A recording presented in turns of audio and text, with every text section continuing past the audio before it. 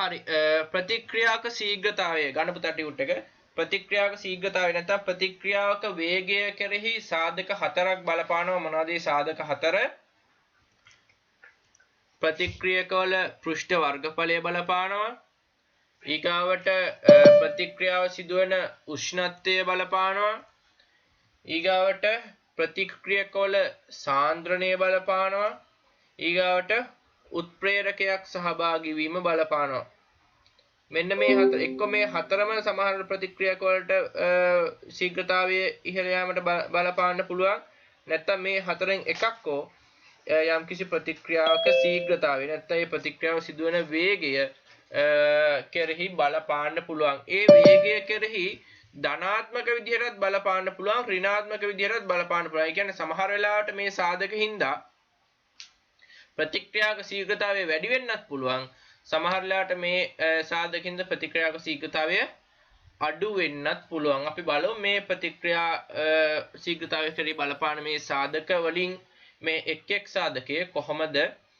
ප්‍රතික්‍රියාවක ශීඝ්‍රතාවය කෙරෙහි ඇත්තටම බලපාන්නේ කියලා මම මේකේ පළවෙනි සාධකයේ ඊයේ සතියේ කතා කරා හැබැයි ඒක කතා කරනකොට මම කිව්වා මේ සතියේත් අනිවාර්යෙන් ඒක මම කතා කරනවා කියලා මොකද ඒක ටිකක් සංකීර්ණ හින්දා අපිට පෘෂ්ඨ වර්ගඵල එහෙම හොයාගන්න අමාරු නානේ නේද මතක ඇති හරි පළවෙනි එක ප්‍රතික්‍රියක වල පෘෂ්ඨ වර්ගඵලය හොඳට අහගෙන ඉන්න දැන් අපි ගත්තොත් එහෙම කැල්සියම් කාබනේට් කෑල්ලක් නැත්නම් කැල්සියම් කාබනේට් වලින් හදපු ඝනකයක් මේ ඝනකය 2cm 2cm උස පළල තියෙන ඝනකයක්. ඒ කියන්නේ පැත්තක දිග ඕනෑම පැත්තක් ගත්තොත් එහෙම පැත්තක දිග සෙන්ටිමීටර් 2යි. ඉතින් එහෙම ගත්තොත් එහෙම මේ ඝනකයේ වර්ගඵලය ආව අපිට කීයද? වර්ග සෙන්ටිමීටර් 24ක් කියලා. ඒ කියන්නේ මේ ලොකු ඝනකයේ වර්ගඵලය වර්ග සෙන්ටිමීටර් 24යි. ඒ කියන්නේ වර්ග සෙන්ටිමීටර් 24ක ප්‍රමාණයක්. දැන් අපි මේ කැල්සියම් කාබනේට් කැබැල්ල අම්ලයකට හයිඩ්‍රොක්ලෝරික් අම්ලයට දැම්මොත් එහෙම කැල්සියම් කාබනේට් නුයි හයිඩ්‍රොක්ලෝරික් නුයි ප්‍රතික්‍රියා කරනවා. ප්‍රතික්‍රියා කළේවල ජලය කැල්සියම් ඔක්සයිඩ් සහ කාබන් ඩයොක්සයිඩ් වායුව හදනවා. හරි. එතකොට sorry කැල්සියම් බයිකාබනේට්. එතකොට මේ ප්‍රතික්‍රියාව සිද්ධ වෙන්න කැල්සියම් කාබනේට් නුයි හයිඩ්‍රොක්ලෝරික් අම්ලයයිනේ ප්‍රතික්‍රියා කරන්නේ. ඒ ප්‍රතික්‍රියාවේ ප්‍රතික්‍රියා කරන්නේ කැල්සියම් කාබනේට් සහ හයිඩ්‍රොක්ලෝරික් අම්ලය. ප්‍රතික්‍රියා කරන්න මේ දෙක මොකක් වෙන්න ඕනේ? දෙකට ගැටෙන්න ඕනි. ගැටෙන්නේ නැතුව ප්‍රතික්‍රියා කරන්නේ අපි හයිඩ්‍රොක්ලෝරික් අම්ලය වෙන කෝප් එකක තියලා. හරි. හයිඩ්‍රොක්ලෝරික් අම්ලය වෙන කෝප් එක තියලා මෙහෙම HCl වෙන කෝප් එකට නැත්නම් වෙන බීකරයකට මේ කැටේ දාලා තිබ්බා කියලා මේ දෙක ප්‍රතික්‍රියා කරන්නේ නැහනේ. හරි. එහෙනම් මේ දෙකම එකම මේ භාජනයකට දාන්න ඕනේ. මෙහෙම හයිඩ්‍රොක්ලෝරික් අම්ලය දාලා ඉවරලා ඒකට දාන්න ඕනේ මේ කැටේ. දාපුවාම හයිඩ්‍රොක්ලෝරික් අම්ල අණුයි මේ කැල්සියම් කාබනේට් අණුයි මේ තියෙන කැල්සියම් කාබනේට් වල සූත්‍රය කැල්සියම් කාබනේට් අණුයි එකට ගැටෙනවා. එකට ගැටුණාම ඒව ප්‍රතික්‍රියා කරනවා. එතකොට පුතේ මේ බලන්න මේ කැටය හයිඩ්‍රොක්ලෝරික් අම්ලයට දාපුවාම හයිඩ්‍රොක්ලෝරික් අම්ලය ගැටෙන්නේ මේ කැල්සියම් කාබනේට් කැටේ මුහුණත් එක්ක නේද? මුහුණත් එක්කනේ ගැටෙන්නේ. දැන් මුහුණු 6ක් තියෙනවා මේකේ. නැත්නම් පැති 6ක් තියෙනවා. ඒ පැති 6ත් එක්ක තමයි කැල්සියම් කාබනේට් මේ sorry හයිඩ්‍රොක්ලෝරික් අම්ලය ගැටෙන්නේ. එතකොට මේ කැටයේ ඇතුලේ තියෙන කැල්සියම් දැන් කැල්සියම් කාබනේට් වලින්ම හැදිලා තියෙනවා නම් මේ කැටයේ ඇතුළේ කැල්සියම් කාබනේට් නේ තියෙන්නේ. එතකොට කැල්සියම් ඒ කැටයේ ඇතුලේ තියෙන කැල්සියම් කාබනේට් එක්ක මේ හයිඩ්‍රොක්ලෝරික් අම්ලය ගැටෙන්නේ නැහනේ. මොකද ඇතුළට ගමන් කරන්නේ අර වටේ තියෙන පිටත් තියෙන පෘෂ්ඨයත් එක්ක තමයි අම්ලය ගැටෙන්නේ. එතකොට අම්ලය ගැටෙනවා කොච්චර පෘෂ්ඨයකද? මේ වෙලාවේ නම් වර්ග සෙන්ටිමීටර් 24ක් ලොකු පෘෂ්ඨයක ගැටෙනවා. හැබැයි අපි මේ කැටය පොඩි කෑලි වලට කැඩුවොත් මෙන්න මේ වගේ පොඩි කෑලි වලට කැඩුවොත් එහෙම ඒ කියන්නේ වර්ග මේ sorry සෙන්ටිමීටරේ දිග ඝනක වලට මේක කඩලා දැම්මොත් එහෙම අපි වර්ගඵලය හෙව්වා. එතකොට වර්ගඵලය එන වර්ග සෙන්ටිමීටර කීයද? 48ක් එනවා. ඒ කියන්නේ අර එකම කැටේ පොඩි කැබලි වලට කපනකොහම අපිට ආව වර්ග සෙන්ටිමීටර් 48ක්. ඒ කියන්නේ පළවෙනි අවස්ථාවට වඩා දෙවෙනි අවස්ථාවේ වර්ගඵලය දෙගුණයකින් වැඩි වෙලා. ඒ කියන්නේ අම්ලය කැල්සියම් කාබනේට් කැටත් එක්ක ගැටෙන වර්ගඵලය දැන් මොකක් වෙලා තියෙන්නේ? වැඩි වෙලා.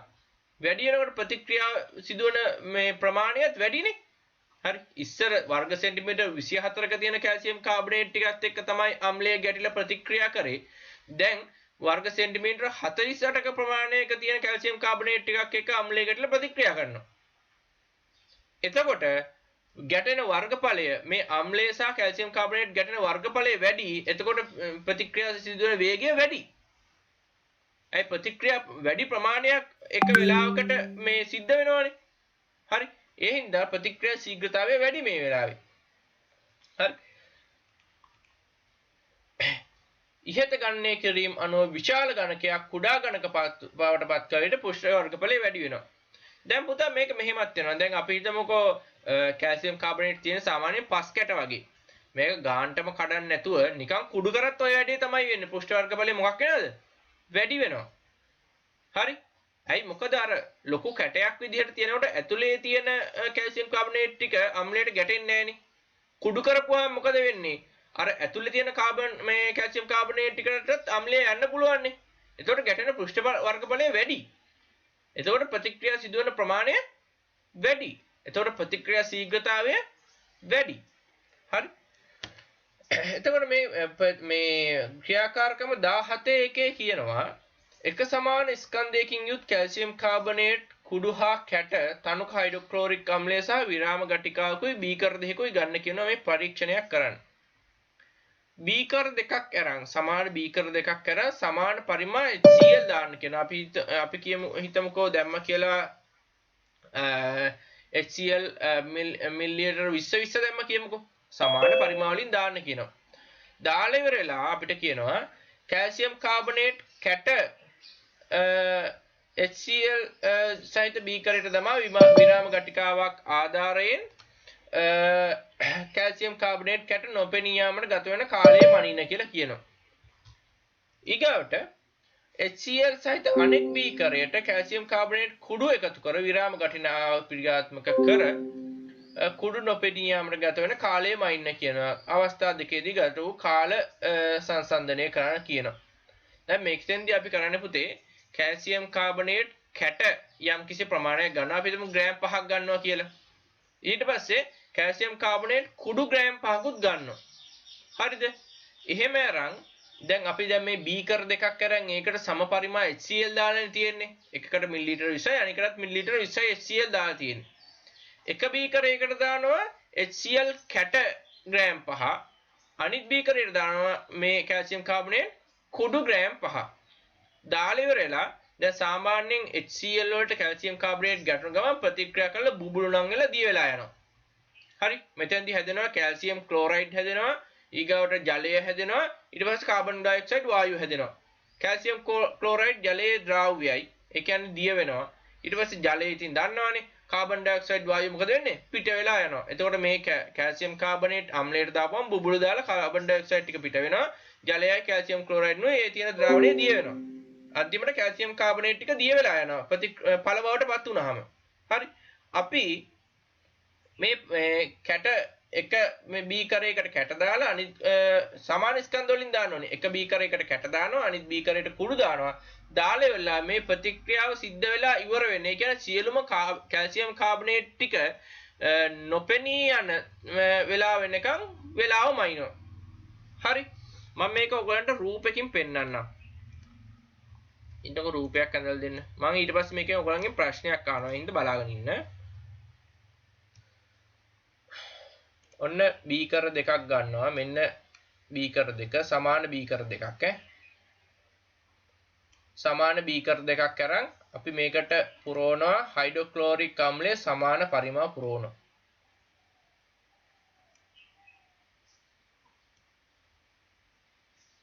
සමාන පරිමාණ පුරවනවා. ඊට පස්සේ අපි එකකට දානවා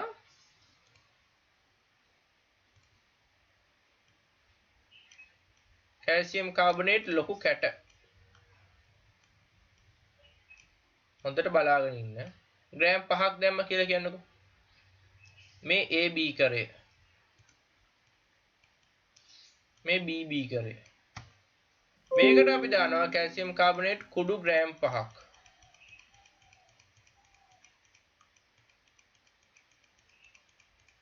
දැන් මට කියන්න මේ දෙකෙන් වැඩිම ශීඝ්‍රතාවයකින් ප්‍රතික්‍රියාව සිදු වෙන්නේ AB කරේද BB කරේද? BB करे BB කරේ. ඒකට හේතුව ඔයගලන්ට කියන්න පුළුවන්ද?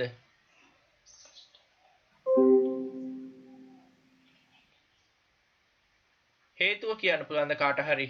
BB කරය ඔව් ඒක ඇත්ත. ඔයගොල්ලෝ කිව්ව කතාව ඇත්ත. BB කරේ තමයි ප්‍රතික්‍රියා ශීඝ්‍රතාවය වැඩි. ඒකට හේතුව කියන්න පුළුවන්ද?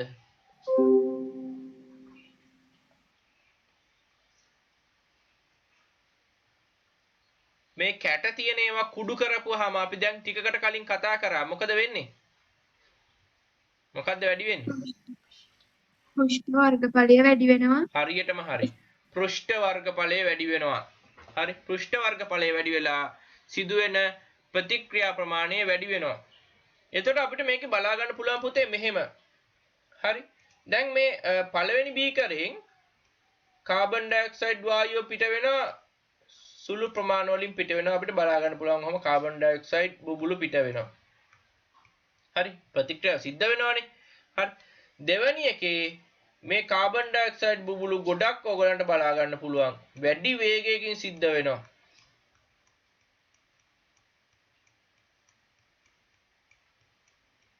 දැන් මම අහන ප්‍රශ්නයක් හොඳට හිතලා උත්තර දෙන්න. අපි විරාම බීකරයේ මේ කැල්සියම් කාබනේට් ටික ඉවර වෙන්න යන කාලය මයින්නවා. ඒ කාලය ඔයගොල්ලෝ හිතන්නකෝ x කියලා.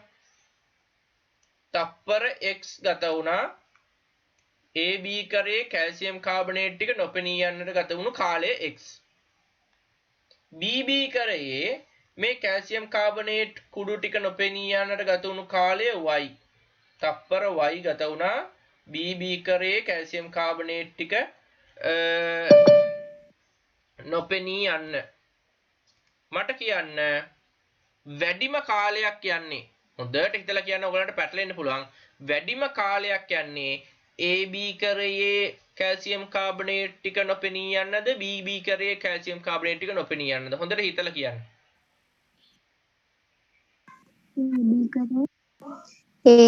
AB करे कार्बन AB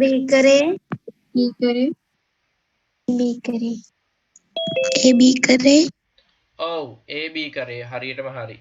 AB කරේ තමයි කැල්සියම් කාබනේට් ටික නොපෙනී යන වැඩිම කාලයක් ගත වෙන්නේ. මොකද ඒකේ තමයි හිමින්ම මෙතනින් ප්‍රතික්‍රියාව සිද්ධ වෙන්නේ. මොකද ඒකේ තමයි කැල්සියම් කාබනේට් එක්ක අඩු පෘෂ්ඨ වර්ගඵලයකින් HCl අම්ලය ගැටෙන්නේ. හැබැයි BB කරේ ගත්තොත් එහෙම ගැටෙන පෘෂ්ඨ වර්ගඵලය වැඩි. කැල්සියම් කාබනේට් සහ HCl අම්ලය. එතකොට වැඩි ශීඝ්‍රතාවයකින් වැඩි ප්‍රතික්‍රියා ප්‍රමාණයක් විනාඩියකට වෙනවා. හරි. ඒ හින්දා ඔයගොල්ලෝ කිව්ව උත්තර ඔක්කොම හරි. BB කරේ තමයි වැඩි ශීඝ්‍රතාවයකින් සිද්ධ වෙන්නේ. මොකද ඒකේ ප්‍රතික්‍රියා ශීඝ්‍රතාවය වැඩි වෙන හේතුව තමයි ප්‍රතික්‍රියාවල පෘෂ්ඨ වර්ගඵලය වැඩි. මොකද ඒක කුඩු ආකාරයට තියෙන හින්දා නේ. ඔව්. මේ වීඩියෝ එකෙන් පෙන්වන්නේ පුතේ මේක ටික සංකීර්ණ රටවුමක්. සාමාන්‍යයෙන් කැල්සියම් කාබනේට් අම්ලයකට දාපුවම කාබන් ඩයොක්සයිඩ් වායුව පිට වෙනවා. හරි. කාබන් ඩයොක්සයිඩ් වායුව පිට වෙන ශීඝ්‍රතාවය බලලා ප්‍රතික්‍රියාවේ ශීඝ්‍රතාවය මයින්න හදන්නේ. ඒ කියන්නේ මෙහෙමනේ පුතේ. කාබන් ඩයොක්සයිඩ් බුබුලු වැඩි ප්‍රමාණයක් පිට වෙනවා නම් විනාඩියකට ඒ කියන්නේ වැඩිපුර වේගයකින් මේ ප්‍රතික්‍රියාව සිද්ධ වෙනවා කියන එකනේ. විනාඩියකට මේ කාබන් ඩයොක්සයිඩ් බුබුලු අඩු ප්‍රමාණයක් පිට වෙනවා කියන්නේ මේ ප්‍රතික්‍රියාව වෙන්නේ හෙමින් කියන එක. හරි. එතකොට මේකදි මේ කරලා තියෙන්නේ මේක පොඩ්ඩක් ඔයගලන්ට ලොකු කරලා පෙන්නලා ඉන්නම්මා. හරි. මේක කරලා තියෙන්නේ මෙන්න මේ පරීක්ෂණ නලයකට HCl දාලා තියෙනවා. හරි. මෙතන දාලා තියෙන්නේ මේ පැත්තට තියෙන HCl කුඩු කැල්සියම් කාබනේට් කුඩු මේ පැත්තේ තියෙන කැල්සියම් කාබනේට් කැට තියෙන්නේ. හරි. මෙන්න මෙතන තියෙනවා පරීක්ෂා නලයක්. මෙන්න මෙතන තියෙනවා පරීක්ෂා නලයක්. මේකේ තියෙන කුඩු කැල්සියම් කාබනේට්, මේකේ තියෙන කැට කැල්සියම් කාබනේට්. මේ දෙකටම සමාන පරිමාණ HCl දානවා. HCl දාපුවාම කාබන් ඩයොක්සයිඩ් වායුව දෙකේම නිදහස් වෙනවානේ. ඒ එන කාබන් ඩයොක්සයිඩ් වායුව බටයක් ආධාරයෙන් අරන් තියෙනවා මේ ජල ද්‍රෝණිකාවට. මේ දෙපැත්තේම අරන් ඉරලා මේ අනිත් පැත්ත හරවලා වතුර පුරවපු පරීක්ෂා නල දෙකකට ඒ මේ කාබන් ඩයොක්සයිඩ් වායුව එන්න හදලා තියෙනවා. අපි බලමු මේ පරීක්ෂණයේදී වැඩි හරියක් වැඩි ශීඝ්‍රතාවයකින් කාබන් ඩයොක්සයිඩ් වායුව පිට වෙන්නේ මේ කුඩු සහිත කුඩුයි HCl උයි මේ කැල්සියම් කාබනේට් කුඩුයි HCl අම්ලයයි ප්‍රතික්‍රියා කරාමද එහෙම නැත්නම් කැල්සියම් කාබනේට් කැටයි HCl අම්ලය ප්‍රතික්‍රියා කරාමද කියලා බලමු.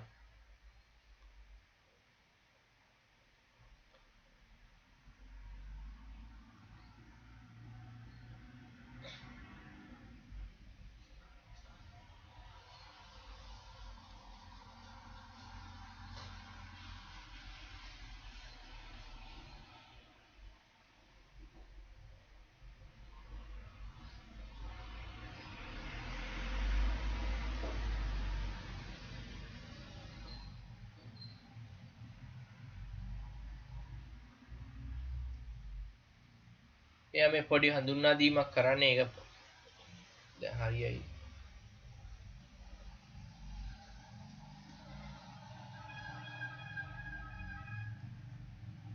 ඒ මොකද වුනේ?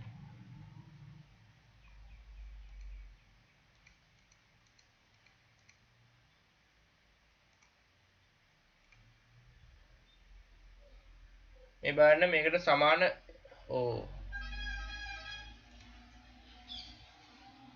පොඩ්ඩක් ඉන්න පුතා.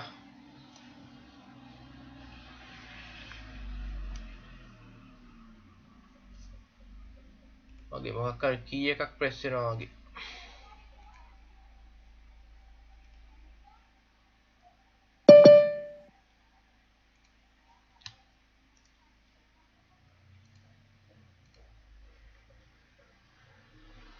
මේ බලන්න සමාන ප්‍රමාණ වලින් හයිඩ්‍රොක්ලෝරික් අම්ලය දානවා මෙතන. දාලා ඉවරලා ඇබ දෙකකින් වහනවා. එතකොට අර බට වලින් හැදෙන කාබන් ඩයොක්සයිඩ් වායුව එනවා. ඔයගලන්ට පේනවා ඇති අර වම් අත පැත්ත එකේ වේගෙන් කාබන් ඩයොක්සයිඩ් වායුව පිට වෙනවා පේනවද? ඒ පැත්තේ අපි හයිඩ්‍රොක්ලෝරික් අම්ලයත් එක්ක දැම්මේ කැල්සියම් කාබනේට් කුඩු. දකුණු අත පැත්තේ එච්චර වේගයෙන් පිරෙන්නේ නැහැ. ඒකේ තියෙන කැල්සියම් කාබනේට් කැට තියෙන්නේ.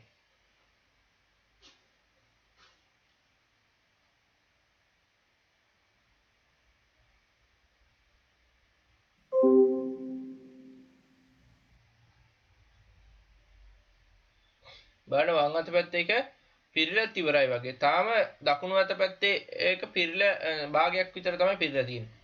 හරි.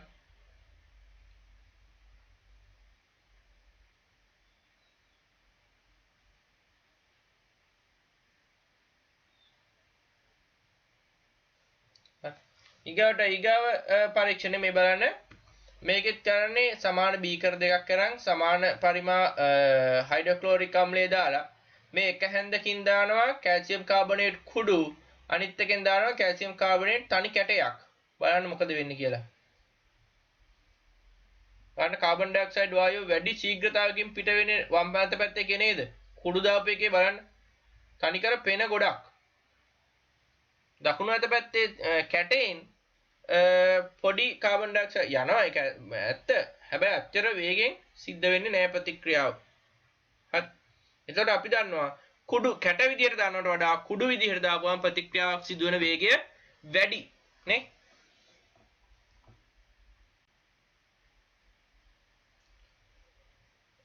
හරි. ඒක ඔයගොල්ලන්ගේ තුන්වෙනි පිටුවේ උඩ ඇති රූපයක්. හරි. මේකේ අපි පොඩ්ඩක් නම් කරගමු පුතේ. මේකේ ඔයගොල්ලෝ නම් කරගන්න මෙතන කැල්සියම් කාබනේට් කුඩු මෙතන කැල්සියම් කාබනේට් කැට ඊගාට මේ හයිඩ්‍රොක්ලෝරික් අම්ලය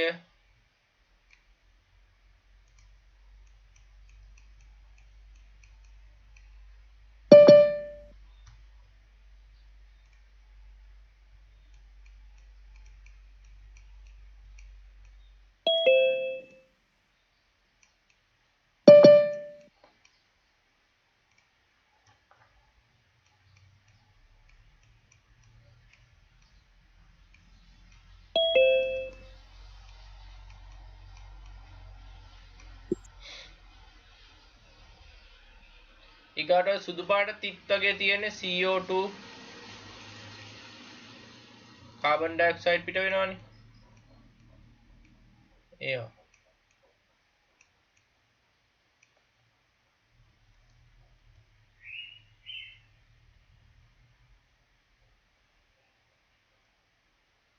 මේකේ සමහරවිට පැහැදිලිව වැදිලා නැතිව ඇති මේ දෙක අලුයි කළුයි තියෙන්නේ මේ සැරේ පොඩ්ඩක් print එක සවුත් වුණා බලන්න පේන්නේ නැති වර මම කලින් දෙන ටියුට් එකේ නෙමෙයි පොඩ්ඩක් ඔක්කොගෙන් print සවුත් වෙලා ගිහිල්ලා තියෙන්නේ මේ ඒක තමයි අවුල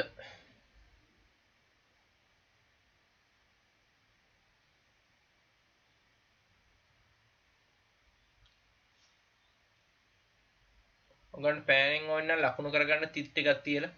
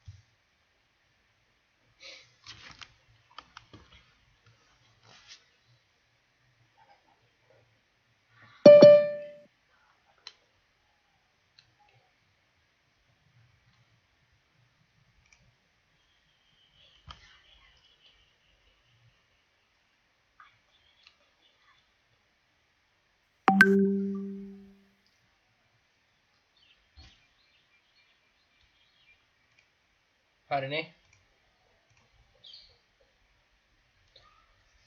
කැල්සියම් කාබනේට් කුඩු සහිත බීකරයේ වායු බුබුළු ශීඝ්‍රයෙන් පිට වෙන ආකාරය දැකගත හැක කැල්සියම් කාබනේට් කුඩු ඉක්මනින් නොපෙනී යන ලදී හරි කැට සහිත බීකරයේ ප්‍රතික්‍රියාව සෙමෙන් සිදුවන නිරීක්ෂණය විය වායු බුබුළු තුනේ සෙමිනි එක තමයි ඔය කැට සහිත එකේ වායු බුබුළු පොඩ්ඩක් ඇදලා තියෙන්නේ කුඩු සහිත එකේ වායු බුබුළු ගොඩක් ඇදලා තියෙනවානේ ප්‍රතික්‍රියා ශීඝ්‍රතාවය වැඩි කුඩු විදිහට තියෙනකොට ඉහත අවස්ථා දෙකේ සිදු වූ ප්‍රතික්‍රියාවල ශීඝ්‍රතාවය සෙවීම සඳහා මනිනු ලබන කාලයකදී වැය වූ ප්‍රතික්‍රියක ප්‍රමාණය ඇසුරින් සෙවිය හැකිය. ඒ කියන්නේ කාලයත් එක්ක ගත වැය වුණු ප්‍රතික්‍රියක ප්‍රමාණය දැන් කැල්සියම් කාබනේට් අපිට මැන්න හැකිනේ ස්කන්ධේ එක්කෝ කැල්සියම් කාබනේට් දන්න ග්‍රෑම් ප්‍රමාණයක් දාලා ඒක සම්පූර්ණයෙන්ම වැය වෙන්න ගිය කාලෙම ඉන්න පුළුවන්. එහෙම නැත්නම් කැල්සියම් කාබනේට් දන්න ප්‍රමාණයක් දාලා යම්කිසි නිශ්චිත කාලයක් දීලා ඒ කාලය ඇතුළත ප්‍රතික්‍රියාව සිද්ධ වෙන්න ඇරලා ඒ කාලය ඉවර වෙන ගමන් ආපහු ඒ කැල්සියම් කාබනේට් ටික අරගෙන මැනලා අර කාලය තුලදී වැය වුණු කැල්සියම් කාබනේට් ටික හොයාගන්න පුළුවන්. ඔය ක්‍රම දෙකෙන්ම කොහොම හරි වැය වූ ප්‍රතික්‍රියක ප්‍රමාණයයි ඒ කියන්නේ වැය වූ කැල්සියම් කාබනේට් ප්‍රමාණයයි ගත වූ කාලයයි හොයාගන්න පුළුවන් නේ අපිට. ඒක බෙදලා ඉවරලා අපිට ප්‍රතික්‍රියා ශීඝ්‍රතාවය විනාඩියකට කොච්චර ග්‍රෑම් ප්‍රමාණයක් නැත්නම් කොච්චර ඒකේ මවුල ප්‍රමාණය වුණත් හොයාගත්තා. කොච්චර මවුල ප්‍රමාණය වැය වෙලා තියෙනවද කියලා හොයාගත්තා. එතකොට පළවෙනි අවස්ථාවේ කුඩු විදිහට දාපු අවස්ථාවේදී අනිවාර්යයෙන්ම මේ වැය වුණු ප්‍රතික්‍රියක ප්‍රමාණය වැඩි වෙනවා ගත වූ කාලයත් එක්ක. ඒ කියන්නේ ප්‍රතික්‍රියා ශීඝ්‍රතාවය වැඩි. කැට විදිහට දාපුවම මේ සිදුවිච්ච ප්‍රතික්‍රියා ශීඝ්‍රතාවය සාමාන්‍යයෙන් අඩුයි. හරි මේක ලියා ගන්න තියනවද නෑනේ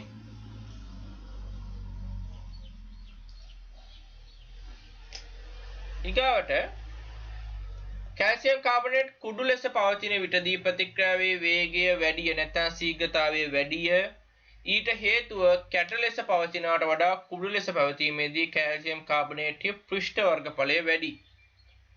පෘෂ්ඨ වර්ගඵලය වැඩි වෙනකොට ප්‍රතික්‍රියාවට සහභාගී වෙන අංශු එකිනෙකට සමග ඇති කරන ගැටුම් ප්‍රමාණය වැඩි වී ප්‍රතික්‍රියාව සිදුවන ශීඝ්‍රතාවය වැඩි කරයි. හරි. පෘෂ්ඨ වර්ගඵලය වැඩි වෙනකොට දැන් හිතන්නකො මෙහෙම කියලා අපි වර්ගඵලය ගමු නිකන් මෙහෙම කොටුවක්. දැන් මෙහෙම කැල්සියම් කාබනේට් මෙන්න මෙච්චරක් විතර පෘෂ්ඨ වර්ගඵලයක් ගැටෙනකොටයි ඊට වඩා මෙන්න මේ වගේ වර්ගඵලයක් ගැටෙනකොටයි හරි. දැන් මේවා තියෙන කැල්සියම් කාබනේට් අණු සංඛ්‍යාව මේකට වඩා මේ A පෘෂ්ඨයට වඩා B පෘෂ්ඨය අනිවාර්යෙන් වැඩිනේ කැල්සියම් කාබනේට් අණු සංඛ්‍යාව. හරි. පෘෂ්ඨ දෙක ගත්තාම ඒක පේනවනේ. B පෘෂ්ඨය ලොකුයි. A පෘෂ්ඨය කුඩායි. එතකොට කැල්සියම් කාබනේට් අණු ගොඩක් තියෙන A පෘෂ්ඨයට B පෘෂ්ඨයේද? B පෘෂ්ඨයේ. හරි. එතකොට මේ පෘෂ්ඨයේ තියෙන කැල්සියම් කාබනේට් එක්ක HCl අම්ල ගැටුනොත්නේ ප්‍රතික්‍රියාව සිද්ධ වෙන්නේ. මේ ගැටීම් සංඛ්‍යාව වැඩි වෙනකොට පෘෂ්ඨ වර්ගඵලය වැඩි වෙන්නේ නේ. එතකොට මේ ගැටුම් ප්‍රමාණය වැඩි වෙනවා කියන්නේ ප්‍රතික්‍රියා ප්‍රමාණය වැඩිපුර සිද්ධ වෙනවා. එතකොට ප්‍රතික්‍රියාවේ ශීඝ්‍රතාවය වැඩි වෙනවා. නැත්තම් ප්‍රතික්‍රියාවේ වේගය වැඩි වෙනවා. හරි. ගැටුම් ප්‍රමාණය අඩුවෙන් සිද්ධ වෙනවා කියලා කියන්නේ ප්‍රතික්‍රියාවේ ශීඝ්‍රතාවයත් අඩුයි. හරි. අනිවාර්යයෙන්ම ප්‍රතික්‍රියක දෙක. දැන් මෙතන ප්‍රතික්‍රියක දෙක මොනවද? කැල්සියම් කාබනේට් සහ HCl. හයිඩ්‍රොක්ලෝරික් අම්ලයනේ. ඒ දෙකනේ අපි ප්‍රතික්‍රියා කරවන්නේ. ඒකෙන්නේ හැදෙන්නේ කාබන් ඩයොක්සයිඩ් වායුව. කාබන් ඩයොක්සයිඩ් වායුව එහෙම කියන්නේ පළනේ. මෙතන ප්‍රතික්‍රියක වෙන්න පුතේ කැල්සියම් කාබනේට් සහ HCl. ඒ අණු එකිනෙකට ගැටුණාම තමයි ප්‍රතික්‍රියාව සිද්ධ වෙන්නේ. හරි. ඒ ප්‍රතික්‍රියක දෙක අනිවාර්යෙන් එකිනෙකට මොකක් වෙන්න ඕනද? ගැටෙන්න ඕනි. ඒ අණු ගැටීම් සිද්ධ වෙනකොට තමයි ප්‍රතික්‍රියාව සිද්ධ වෙලා ඵල හැදෙන්නේ. එතකොට මේ ගැටීම් සංඛ්‍යාව වැඩි වෙනකොට තමයි ප්‍රතික්‍රියාවේ ශීඝ්‍රතාවය වැඩි වෙන්නේ. ගැටීම් සංඛ්‍යාව අඩු වෙනකොට ප්‍රතික්‍රියාවේ ශීඝ්‍රතාවය අඩුයි. එතකොට මේ පෘෂ්ඨ වර්ගඵලය අඩු වෙනකොට අඩු අණු සංඛ්‍යාවන්නේ තියෙන්නේ. පෘෂ්ඨ වර්ගඵලය අඩුයි පොඩි කියලා කියන්නේ. හරි. එතකොට ගැටෙන අණු සංඛ්‍යාවත් අඩුයිනේ. එතකොට ප්‍රතික්‍රියා ශීඝ්‍රතාවය අඩුයි. වැඩි පෘෂ්ඨ වර්ගඵලයක් තියෙනවා කියන්නේ ගැටෙන අණු සංඛ්‍යාව වැඩි ප්‍රතික්‍රියා ශීඝ්‍රතාවයත් වැඩි. හරි. දැන් අපි ලොකු කැටයක් ගත්තාම ඒකේ අඩු පෘෂ්ඨ වර්ගඵලයක් තමයි තියෙන්නේ. ඔයගලන්ට හිතනවාද ඒකේ අනිත් පැත්ත කියලා නේ? අපි දැන් එක අර ගානක් හදලා බැලුවානේ. කැටයක් පොඩි කරපුවාම පොඩි කැලි වලට කඩපුවාම පෘෂ්ඨ වර්ගඵලය වැඩි වෙනවා කියලා. හරි. ඒතර ලොකු තනි කැටයක් වගේ තියෙනකොට ඒකේ මතු පිට පෘෂ්ඨයේ විතරයි තියෙන අණු ටික විතරයි මේ ප්‍රතික්‍රියාවට සහභාගී වෙන්නේ. හැබැයි මේක කුඩු වලට නැත්නම් කැලි වලට කඩපුවාම ඒකේ ඇතුලේ තියෙන මූලත්නුත් විවර වෙනවනේ. අන්න ඒවත් එක්කත් දැන් අලුතෙන් මේ ප්‍රතික්‍රියාවට සහභාගී වෙනවා ඒ තියෙන අණු. එතකොට ගැටුම් සංඛ්‍යාව වැඩි වෙනවනේ. ගැටුම් සංඛ්‍යාව වැඩි වෙනකොට ප්‍රතික්‍රියා ශීඝ්‍රතාවයත් මොකද වෙන්නේ? වැඩි වෙනවා. හරි.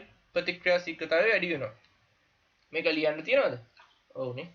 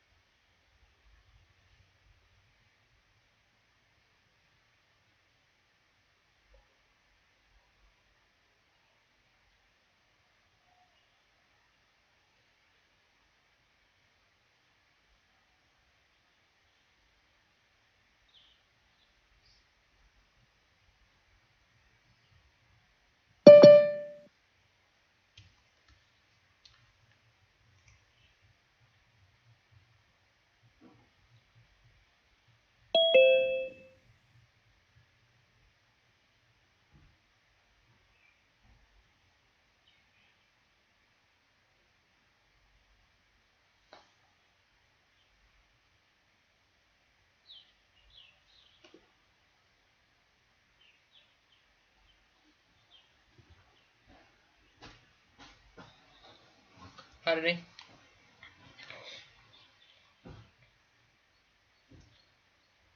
මේ එදිනෙදා ජීවිතයේදී විවිධ කටයුතුවලදී ප්‍රතික්‍රියා ශීඝ්‍රතාවය ඉහළ නැංවීමට ප්‍රතික්‍රියාකාරී පෘෂ්ඨ වර්ගඵලය වැඩි කිරීම සිදු කරනවා. එවැනි අවස්ථා ලැයිස්තුවක් හදන්න කියලා කියනවා.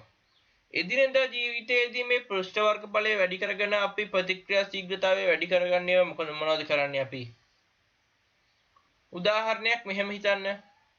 අපි ලිපට ලොකු දර කොටද දාන්නේ දර කැබලි වලට කඩලාද? කැබලි වලට කඩලා පළලා දාන්නේ. ඒකට හේතුව මොකද්ද? ලොකු දර කොටේ විදිහට දැම්මොත් එහෙම ඒකේ ප්‍රතික්‍රියා තියෙන සිදුවන ශීඝ්‍රතාවය අඩුයි. ඇයි?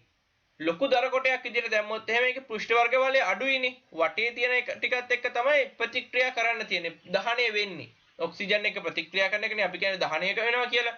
ඒතර ඔක්සිජන් එක ගැටෙන්නේ මේ ලොකු කොටයක වටේ තියෙන පෘෂ්ඨ වර්ග බලය විතරයි. හැබැයි අපි මේ දර පොඩි පොඩි කෑලි වලට කැඩුවොත් එහෙම මේ දර කෑල්ලේ ඇතුලේ තියෙන පෘෂ්ඨ වර්ග බලය නිරාවරණය වෙනවනේ එළියට. ඒ ටිකත් එක්කත් ඔක්සිජන් ගැටෙනවා. එතකොට දහණය වීම අමාරු වෙනවද ලේසි වෙනවද? ලේසි වෙනවා. හරි. එතකොට දර කෑලි වලට කඩනවා කියන්නේ අපි පෘෂ්ඨ වර්ග බලය වැඩි කර ගන්නවා කියන එක. එතකොට දහණය වෙන්න ලේසි. ලොකු කොට දාපුවාම මොකද වෙන්නේ? දහණය වෙන්න අමාරුයි. ඇයි ඒ? පොඩි පෘෂ්ඨ වර්ග බලයක් එක්ක ගැටෙන්නේ. දර වල ඇතුලේ තියෙන දර ටිකත් එක්ක ඔක්සිජන් ගැටෙන්නේ නැහැ. ඒ ටික ඇතුලේනේ තියෙන්නේ. හරි. අන්න ඒ හින්දා ඒ වගේ. ඊගාවට ඔය සමහර ප්‍රතිදිනවා අපිට හපල කන්න කියලා. ඔය ગેස්ට්‍රයිටිස් වලට දෙන ඩ්‍රයිජින් පෙත් වගේ ඒවා. හරි හපල කන්න කියන්නේ. ඇයි ඒ? ඒවා ගිල්ලහම බඩේදී ඒ අර මේ පෙත්තක් ගත්තාම පෙත්තේ වටේ තියෙන ටික ප්‍රතික්‍රියා කරන්න ඉස්සෙල්ලා පෙත්තේ ඇතුලේ තියෙන බෙහෙත් ටික ප්‍රතික්‍රියා කරන්නේ නැහනේ. එතකොට මේක දිය වෙන්න ගොඩක් වෙලා යනවා. එතකොට ප්‍රතික්‍රියා ඔය සිද්ධ වෙන ගොඩක් වෙලා යනවා. එතකොට බඩේ දැන් ગેස්ට්‍රයිටිස් හදුනම ગેස්ට්‍රයිටිස් සුව වෙන්න දෙන්නේ. එතකොට ඒක අර මේ සුව වෙන්න ටිකක් වෙලා යනවා. හැබැයි අපි හපලා කාපුවාම මේකේ පෘෂ්ඨ වර්ග බලය වැඩි වෙනවනේ. කුඩු වුණාම කුඩු වෙලා ගිල්ලාම මොකද වෙන්නේ? ටක් ගාලා ප්‍රතික්‍රියා කරනවා. එතකොට ටක් ගාලා ગેස්ට්‍රයිටිස් අඩු වෙනවා. හරි. දැන් ඔය ඊනෝ වගේ ගත්තොත් එහෙම ඒවා තියෙන මොනවා විදිහටද? කුඩු විදිහට තියෙන්නේ. ප්‍රතික්‍රියා තප්පර 6න් සැරසීනවා කියලා කියන්නේ මොකක්ද? ඕක කරලක් හරි පෙත්තක් හරි දුන්නා නම් පැය 6ක් විතර යනවා. ඇයි මේක දිය වෙලා වටේ තියෙන ටිකත් එක්ක විතරනේ ප්‍රතික්‍රියා කරන්නේ බඩේ තියෙන ඇසිඩ්. හරි ඇතුලේ තියෙන ටික බෙහෙත් ටිකත් එක්ක ප්‍රතික්‍රියා කරන්නේ අර ටික එළියේ තියෙන ටික දිය වෙලා ඉන්න එපා. හරි පෙත්තක් විදිහට තිබ්බොත් දැන් මේක කුඩු එකක් විදිහට තියෙන එකෙන් මොකද වෙන්නේ? ටග්ගල් පෘෂ්ඨ වර්ග බලය වැඩි ටග්ගල් ප්‍රතික්‍රියා කරනවා. ප්‍රතික්‍රියා කළා තප්පර 6න් සැරසීලගෙන දෙනවනේ. ඊට පස්සේ අර සින්දුවක් කියන තියෙන මොකක්ද තියෙන්නේ? මොකද මම ජීවිතේට අහලා නැහැ සින්දුව. හරි මොකක් හරි. හරි අන්න ඒ වගේ අවස්ථාවලදී අපි පෘෂ්ඨ වර්ග ඵලය වැඩි කරගනිමින් ප්‍රතික්‍රියාව සිදුවන වේගය වැඩි කර ගන්නවා. හරි. ඊගාවට අපි කතා කරේ පළවෙනි සාධකයේ ප්‍රතික්‍රියාවක ශීඝ්‍රතාවය කෙරෙහි බලපාන. මොකද්ද? ප්‍රතික්‍රියකවල පෘෂ්ඨ වර්ග ඵලයනේ.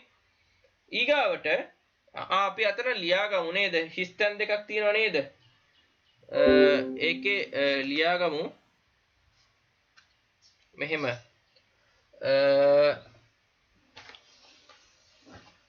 දර දහනයේදී ලියාගන්න පළවෙනි එක දර දහනයේදී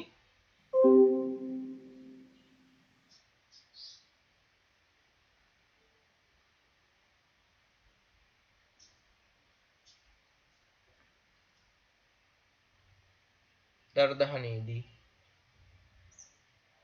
විශාල දර කොට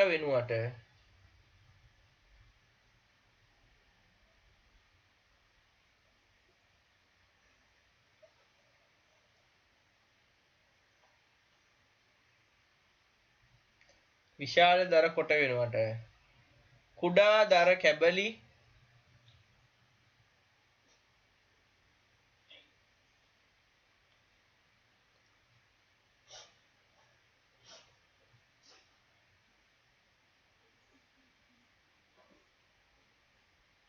යෙදීමෙන්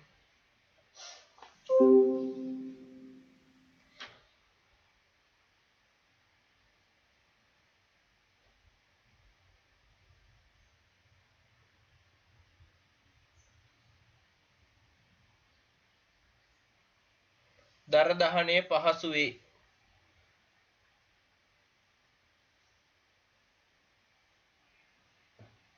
දර දහනේ පහසුයි.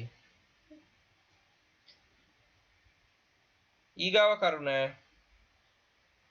ඇතැම් ඖෂධ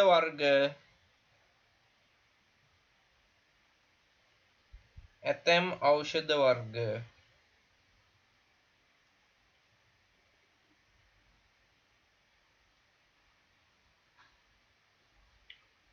විකා කුඩු කර ගිලීම මගින්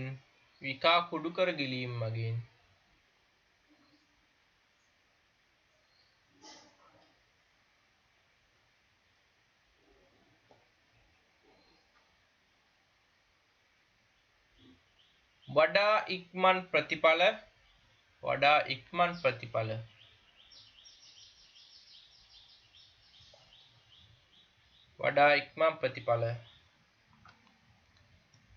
ලබාගත හැක.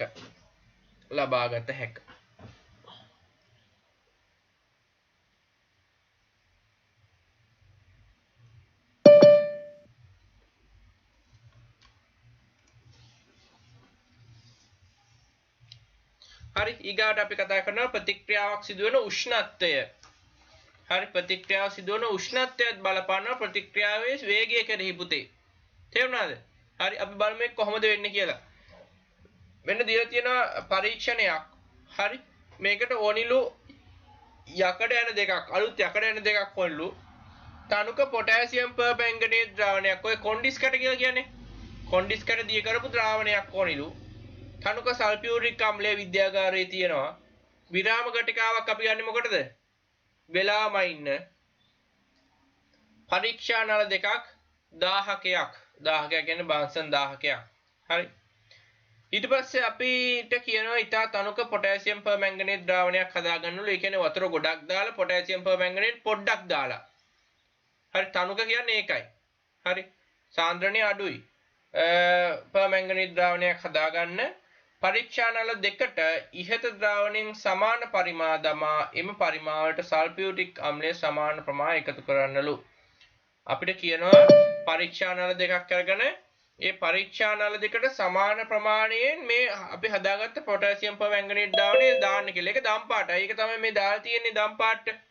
හරි සමාන පරිමා වලින් දාන්න කියනවා. දාලා ඉවරලා ඒවට සල්ෆියුරික් අම්ලය සමාන පරිමා වලින් පොඩ දාගන්න කියලා කියනවා. හරි ඊට පස්සේ එක් නලයක් 1000කට රත් කරන්න කියනවා. එකක් රත් කරන්නේ නැහැ. හරි මේ දෙක එකයි රත් කරන්නේ. රත් කරලා ඉවරලා නල දෙකටම පිරිසිදු කළ සමාන යකඩ යන දෙකක් දාන්න කියලා කියනවා. හරි සමාන සංඛ්‍යාව එකකට දෙකක් දැම්මොත් අනිකටත් දෙකක් දාන්න කියලා කියනවා. හරි එතකොට අපි මේ පරීක්ෂා නල දෙකේ වෙනස් කරන එකම සාධකය මොකද්ද? හොඳට හිතලා කියන්න බලන්න. පොටෑසියම් පර්මැංගනේට් සමානව දාන්නේ. සල්ෆියුරික් සමානව දාන්නේ. සමාන පරිමා වලින් දාන්නේ. ඇන සමාන පරිමා වලින් දාන්නේ. මේ දෙකේ වෙනස් කරන එකම සාධකය මොකද්ද? එකකට දාන්නේ පොටෑසියම් මැග්නීසියම් රත් කරලා ඔව් එක පරීක්ෂා නලයක් රත් කරලා තියෙනවා අනිත් පරීක්ෂා නලය රත් කරලා නැහැ. ඒක තමයි තියෙන එකම වෙනස.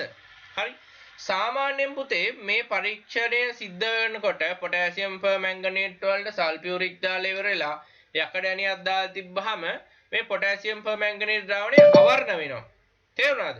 හරි ඒක තමයි මේ කියන්නේ මේ ප්‍රතික්‍රියාව ඔයගලන්ට දීලා නැහැ වෙන්නේ ඒකයි. හරි ද්‍රාවණය අවර්ණ වෙනවා. ඉතින් මේ රත් කරපු එකේ මේ අවර්ණ වීම ටක් ගාලා බලා ගන්න පුළුවන්. රත් කළපු නැති එකේ ඒ අවර්ණ වීම වෙන ටික හෙමින්. එතකොට ඒකෙන් කිව්ව හැකි අර රත් කළපු එකේ ප්‍රතික්‍රියාව වේගෙන් සිද්ධ වෙලා කියලානේ. දෙවෙනි එකේ ප්‍රතික්‍රියාව සිද්ධ වෙලා තියෙන හෙමින්. ඒකනේ ඒක අවර්ණ වෙන්න මේ ගොඩක් වෙලා යන්නේ. හරි මේකට තියෙන වීඩියෝ එක මම පෙන්නන්නම්. 2 empty glasses and pour hot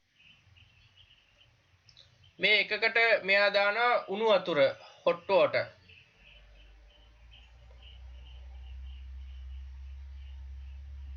අනිත් එකට දානවා සීතල වතුර. ෆ්‍රිජ් එකෙන් දාලා සීතල වතුර.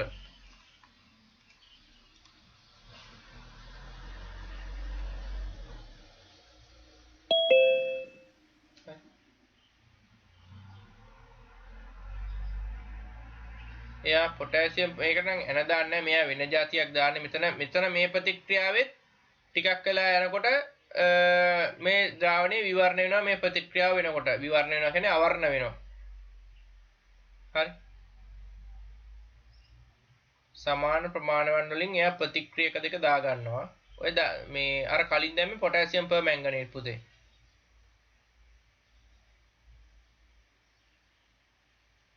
එකක් රත් කරපු වතුර භාජනයට දානවා අනිත් එක සිසිල් කරපු වතුර භාජනයට දානවා.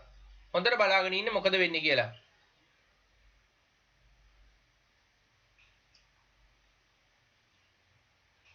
කාලයත් එක්ක ඉක්මනටම වර්ණය නැති වෙලා තියෙන මොකේද? රත් කරපු එකේද සිසිල් කරපු එකේද? රත් කරපු එක. ඔව් රත් කරපු එකේ. ඊට පස්සේ ගොඩාක් කාලයක් යනකොට බලන්න සිසිල් කරපු එකෙත් වර්ණය නැති වෙලා. ඒ කියන්නේ ඒකෙත් සෙමින් ප්‍රතික්‍රියාව සිද්ධ වෙලා තියෙනවා. හරි. ඒ ප්‍රතික්‍රියාව සිද්ධ වෙලා ඉවරනකොට සාමාන්‍යයෙන් ද්‍රාවණය අවර්ණ වෙන්න ඕනි. හරි. ඉක්මනටම අවර්ණ උනේ රත් කරපු වාජනයේ තිබ්බ පරීක්ෂානලයනේ. සිසිල් කරපු වාජනයේ තිබ්බ පරීක්ෂානලයේ ඒ වෙනකොට මේ දම් පාට නැති වෙලා තිබ්බේ නෑනේ. හරි. ඒ කියන්නේ ඒකේ ප්‍රතික්‍රියාව සිද්ධ නොවුනා කියන එක නෙමෙයි. සිද්ධ වුණ ශීඝ්‍රතාවය අඩුයි. හෙමින් සිද්ධ වෙලා තියෙන්නේ. හරි. ඒක තමයි ඒ කියන්නේ.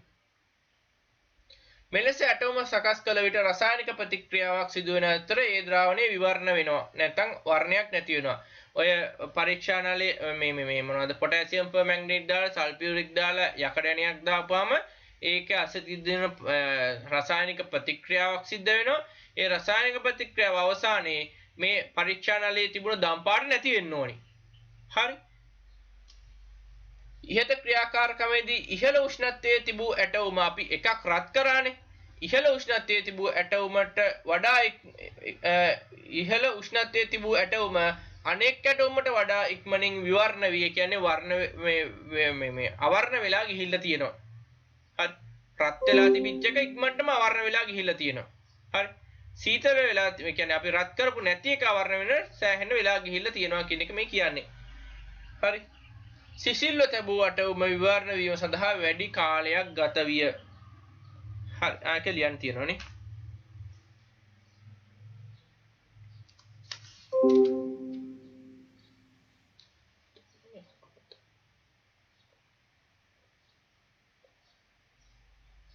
අද මොකක් හරි වෙන පන්තියක් තියෙනවද ළමයි මේ කට්ටිය මේ අඩු නැත්තම් ෆෝන් එකකින් දෙන්න එනවද?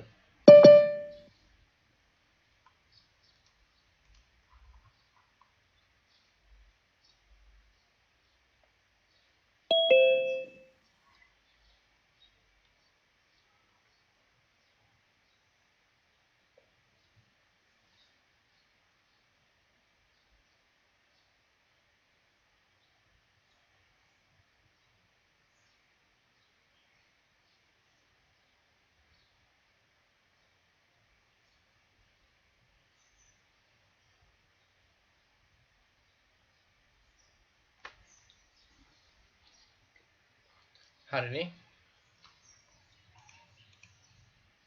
මේ අණුව වැඩි උෂ්ණත්වයේදී ප්‍රතික්‍රියාව සිදුවන ශීඝ්‍රතාවය වැඩි.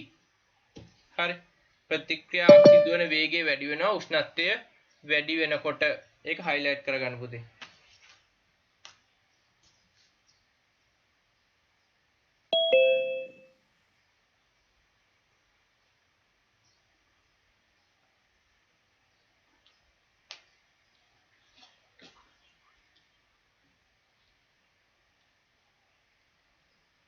හරි නේද?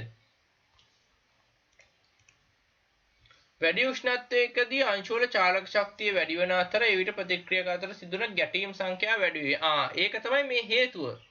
උෂ්ණත්වය වැඩි වෙනකොට අර ප්‍රතික්‍රියක අංශු තියෙනවානේ. ඒවාගේ චාලක ශක්තිය වැඩි වෙනවා. චාලක ශක්තිය වැඩි වෙනවා කියන්නේ වැඩිපුර වේගයෙන් ගමන් කරන්න පටන් ගන්නවා. වැඩිපුර වේගයෙන් ගමන් කරනකොට ගැටෙනවා වැඩි. දැන් මෙහෙම හිතන්නකෝ.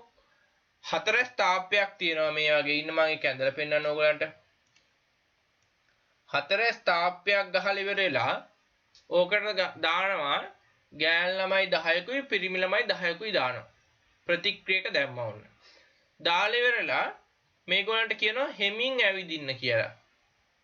හෙමින් ඇවිදිනකොට ගැටෙන්න පුළුවන් සම්භාවිතාවය අඩුයි නේද?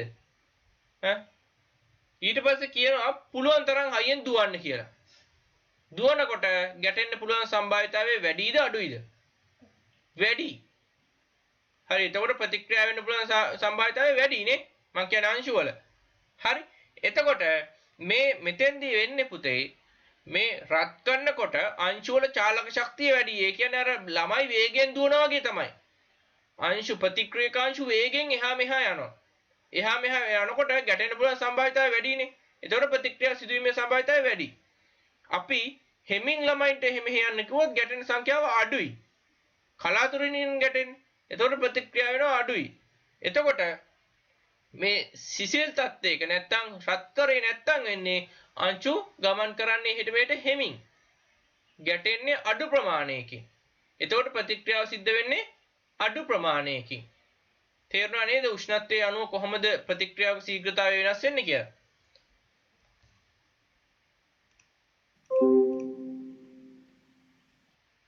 හරි. උෂ්ණත්වය වැඩි වෙනකොට ප්‍රතික්‍රියාවක ශීඝ්‍රතාවය වැඩි වෙනවා. ආලියන් එකක් තියෙනවා නේ.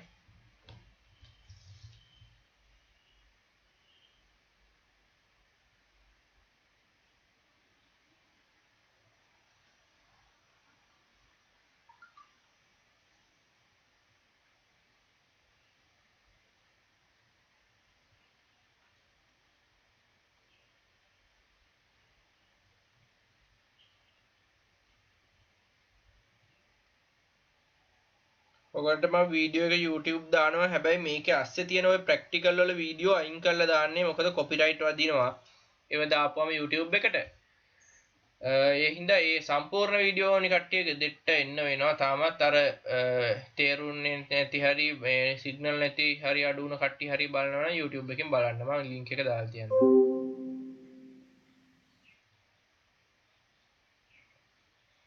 සම්පූර්ණ රෙකෝඩ් එක මං ගාව කොහොමද තියෙනවා. ඒක ගැන බය වෙන්න එපා.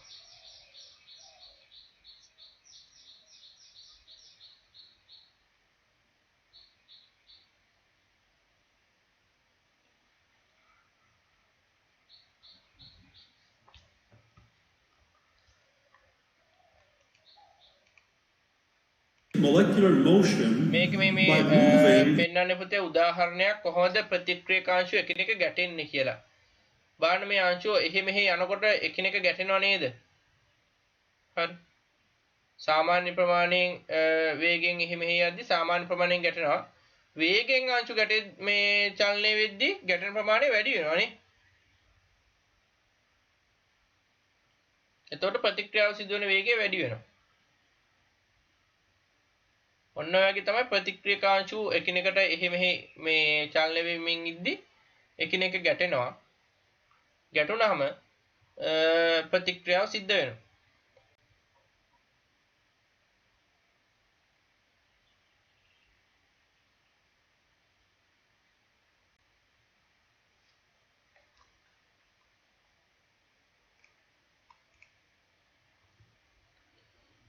දැන් මේකට හොඳම උදාහරණයක් තමයි ආහාර නරක් වෙනවා කියන එක. අපි ආහාර නරක් වෙනකොට කොහෙද දාන්නේ ළමයි? ෆ්‍රිජ් එකේ දානවා. ෆ්‍රිජ් එකේ දාපුවම උෂ්ණත්වය මොකද්ද වෙන්නේ? උෂ්ණත්වය අඩු වෙනවා. දැන් ආහාර නරක් වෙනවා කියන්නේ රසායනික ප්‍රතික්‍රියාවක් කියලා මම කිව්වනේ. මේ රසායනික ප්‍රතික්‍රියාව වේගෙන් සිදු වෙනකොට ආහාර නරක් වෙන වේගය වැඩි. මේ රසායනික ප්‍රතික්‍රියාවන් වේගය අඩුවෙන් සිදු වෙනකොට ආහාර නරක් වෙන වේගය අඩුයි. එහෙනම් ආහාර ඉක්මනින් නරක් කරගන්න නම් අපි උෂ්ණත්වය වැඩි කරන්න ඕනේ. අපි ආහාර නරක් වෙන එක පමා කරගන්න නම් උෂ්ණත්වය මොකක් කරන්න ඕනද? අඩු කරන්න ඕනේ. දැන් තේරෙනවද ෆ්‍රිජ් එකේ දාන්නේ කියලා? ෆ්‍රිජ් එකේ දාපුවාම වෙන්නේ ආහාර නරක් වීමට අදාළ සිදුවන රසායනික ප්‍රතික්‍රියා අඩු ශීඝ්‍රතාවකින් තමයි සිද්ධ වෙන්නේ. ඒක නරක් නොවි තියනවද? නෑ නරක් වෙනවා කවදා හරි. හැබැයි නරක් වෙන වේගය අඩු වෙනවා. ඇයි මේ ප්‍රතික්‍රියාවේ ශීඝ්‍රතාවය අඩු වෙනවනේ අඩු උෂ්ණත්වවලදී? ඒ අංශු චලනය වෙන්නේ අඩු වේගයකින්.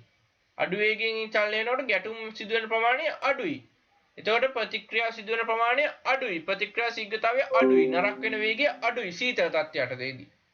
අපි සාමාන්‍ය උෂ්ණත්වයේ නැත්නම් ටිකක් රත් කරලා තිබ්බොත් මොකද වෙන්නේ? ඒ අංශු වැඩිපුර වේගයේ මේ චලන වේගයෙන් චලනය වෙනවා. වැඩිපුර ගැටීම් සංඛ්‍යාවක් ඇති වෙනවා.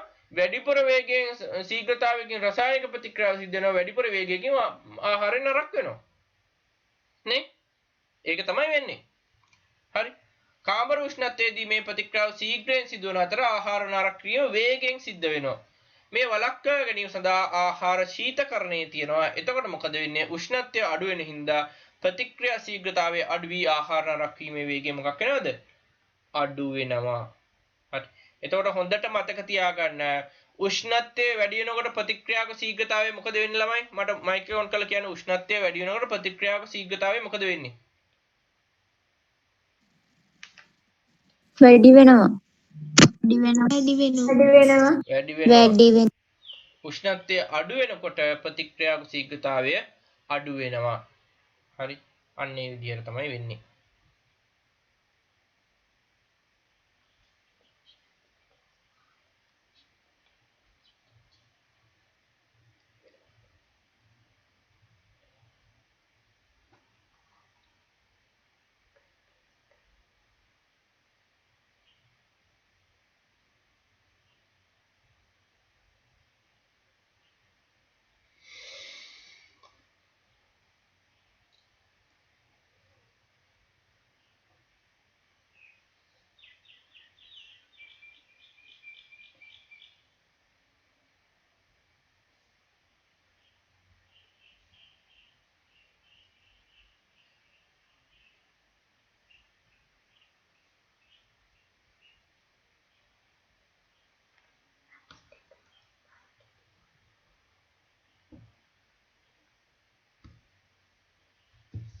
හරිනේ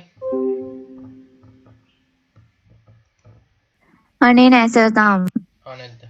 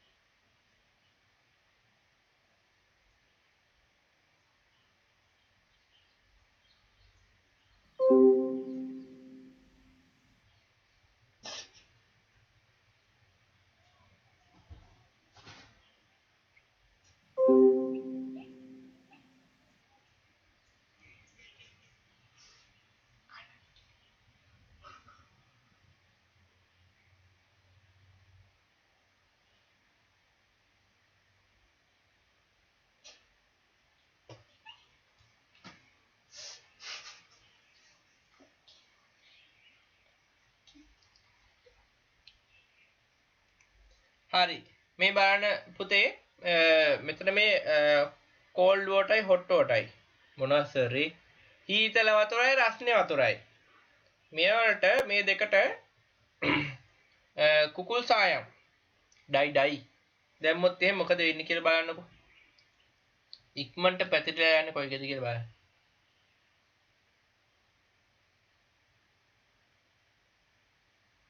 දාහන්කෝ අයියෝ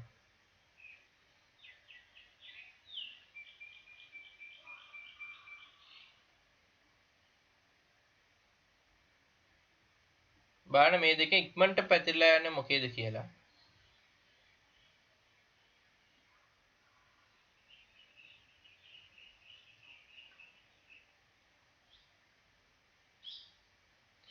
cold කියන්නේ හීතල hot කියන්නේ උණු හීතල වතුරේද අංශු ඉක්මනටම පැතිරලා යන්නේ උණු වතුරේද ළමයි උණු වතුරේ වතුරේ ඒකට හේතුව තමයි ඒකේ අර අංශු ගමන් කරන වේගය වැඩි හරි බලන්න සීතල වතුර ඉතාමත් හිමින් තමයි පැතිරෙන්නේ අර තාම පල්ලයට බහින ගමන් තියෙන්නේ වටේට පැතිරෙන්නේ නැහැ හරි උණු වතුරේ ඒ උනාට වේගයෙන් අංශු පැතිරිලා යනවා හරි ඒවැ අංශු ගමන් කරන වේගයන් ඉතාමත්ම වැඩි හරි වේගෙන් ගමන් කරනවා ප්‍රතික්‍රියා ශීඝ්‍රතාවය වැඩි උණු උෂ්ණත්වයේ වැඩි තත්ත්වයට තේදී තාපය දුන්නාම හරි එතකොට ඒ දෙවෙනි සාධකේ. දැන් අපි සාධක දෙකක් කතා කරා. මොනවද ළමයි ආපහු බලන්න ටක් ගාලා. පළවෙනි සාධකේ තමයි ප්‍රතික්‍රියාවල පෘෂ්ඨ වර්ගඵලය. පෘෂ්ඨ වර්ගඵලය වැඩි වෙනකොට ප්‍රතික්‍රියාවක ශීඝ්‍රතාවය වැඩි වෙනවා. පෘෂ්ඨ වර්ගඵලය අඩු වෙනකොට මේ ප්‍රතික්‍රියාවක ශීඝ්‍රතාවය අඩු වෙනවා. ඊගොට දෙවෙනියට කතා කරා ප්‍රතික්‍රියාවක් සිදුවෙන උෂ්ණත්වය. උෂ්ණත්වය වැඩි වෙනකොට ප්‍රතික්‍රියාවක ශීඝ්‍රතාවය වැඩි වෙනවා. උෂ්ණත්වය අඩු වෙනකොට ප්‍රතික්‍රියාවක ශීඝ්‍රතාවය අඩු වෙනවා. හරි. ඊගොට අපි බලනවා හරිම ලස්සන සාධකයක්. ඔව්. ලස්සන කියන වචනේ අයින් කරමු. අපි ඒක මං ඉල්ලාස් කරගන්නවා. හොඳ සාධකයක් ප්‍රතික්‍රියකවල සාන්ද්‍රණය. හරි පොඩක් ඌමනාවෙන් අහගෙන ඉන්න. හරි. මේක අපි කරන්නේ මෙන්න මේ වගේ වැඩක්. අපිට මේකට අවශ්‍යයි මැග්නීසියම් පටි කැබලි 3ක්. එකම ප්‍රමාණයේ සුද්ධ කරපු මැග්නීසියම් පටි 3ක් ඕනි. පරීක්ෂා නල 3ක් ඕනි. තනුක හයිඩ්‍රොක්ලෝරික් අම්ලය ඕනි. මේක අපි කරන්නේ ABC කියලා දැන් ඔයගලඟ ඔය මේකේ තියෙන පරීක්ෂණයෙන් කියන්නේ නැතුව මම කියන්න මෙන්න මේ විදිහට. හරි. අපි ඉස්සෙල්ලාම කරන්නේ පුතේ පළවෙනි පරීක්ෂා නලයට දානවා හයිඩ්‍රොක්ලෝරික් අම්ලයෙන් මිලිලීටර් 2.5ක්. 2.5 මිලිලීටර් HCl දානවා. හරිද? හොඳට අහගෙන ඉන්න. දෙවනි පරීක්ෂා නලයට දානවා. දැන් මේ A පරීක්ෂා නලය මේක B පරීක්ෂා නලය මේක C පරීක්ෂා නලය. දෙවැනි පරීක්ෂා නලයට දානවා HCl අම්ලයෙන් මිලිලීටර් 5ක්. 5 මිලිලීටර් දානවා HCl.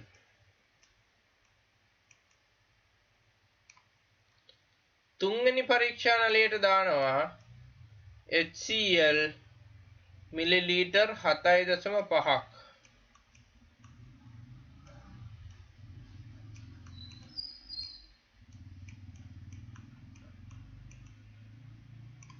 ඊට පස්සේ මේ පරීක්ෂා නල තුනම එකම ගානට පිරෙන විදිහට ඉතුරු ටිකට වතුර දානවා. තේරුණාද? එතකොට වැඩි හරියක් වතුර දාන්න වෙන්නේ කොයිකටද? A නලයටද B නලයටද C නලයටද ළමයි වැඩි හරියක් වතුර දාන්න වෙන්නේ? ඒ නලයට A නලයට වැඩිපුර වතුර දාන්න ඕනි. B නලයට ඊට වඩා පොඩ්ඩයි වතුර දාන්න ඕනි. C නලයට එතන වතුර දාන්න ඕනේ නැහැ. මට කියන්න මෙන්න මේක හොඳට කල්පනා කරලා බලලා කියන්න. HCl ප්‍රමාණය වැඩි මේ මොනවද පරීක්ෂා නලයේ තියෙන HCl ප්‍රමාණය වැඩි A නලයේද B නලයේද C නලයේද? පීනලේ C නලයේ HCl ප්‍රමාණය වැඩි තියෙනනේ. ඔව්. අඩුම මොකේද? A නලයේ නේද? හරි. එතකොට මේ වතුරත් එක්ක දාපුවම මේක වතුරත් එක්ක මිශ්‍ර වෙනවා. හරි. එතකොට පළවෙනි නලයේ කියන්නේ A නලයේ තියෙන HCl අම්ල අණු පොඩ්ඩයි. C නලයේ තියෙන HCl අම්ල අණු ගොඩක්. නේද? ඔව්. ඊට පස්සේ අපි මෙහෙම කළා මේ තුනම මේ කියන්නේ වතුර දාලා මිශ්‍ර කරලා එකම ප්‍රමාණයට හදලා ඉවරලා අපි මේ තුනටම සමාන අර මැග්නීසියම් පටි තුනක් අපි ගත්තනේ. සමාන මැග්නීසියම් පටිය ගානේ දානවා. මැග්නීසියම් හයිඩ්‍රොක්ලෝරික් එක මොකක් වේද කියලා ඔයගොල්ලෝ සක්‍රියතා ශ්‍රේණිය ඇතුලෙන් ඔයගලන්ට කිව්ව හැකි. හරි. හොඳට හිතලා බලලා මම chat එකට දාන්න බලන්න මම විනාඩි 5ක් විතර දෙන්නම්. මැග්නීසියම් ලෝහය හයිඩ්‍රොක්ලෝරික් අම්ලයත් එක්ක ප්‍රතික්‍රියා කරපුවාම මොකක් වෙයිද? සක්‍රියතා ශ්‍රේණිය ඇතුලෙන් කියන්න මට බලන්න. chat එකට දාන්න නෑ කියන්න එපා. මම chat එක හදන්නම් මට විතරක් පේන විදියට ඉන්න.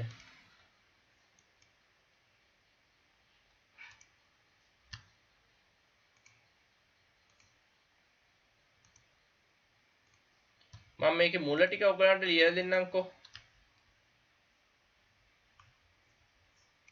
මැග්නීසියම් HCl සක්‍රියතා ශ්‍රේණියේ උඩින් ඉන්නේ කවුද? මැග්නීසියම් නුයි හයිඩ්‍රජන් නුයි අතරින්. magnesium, මැග්නීසියම් තමයි සක්‍රියතා ශ්‍රේණිය වැඩි ඉහළින් ඉන්නේ. එතකොට මොකක් වෙයිද මේ ප්‍රතික්‍රියාවේ? මොනවා හැදෙයිද?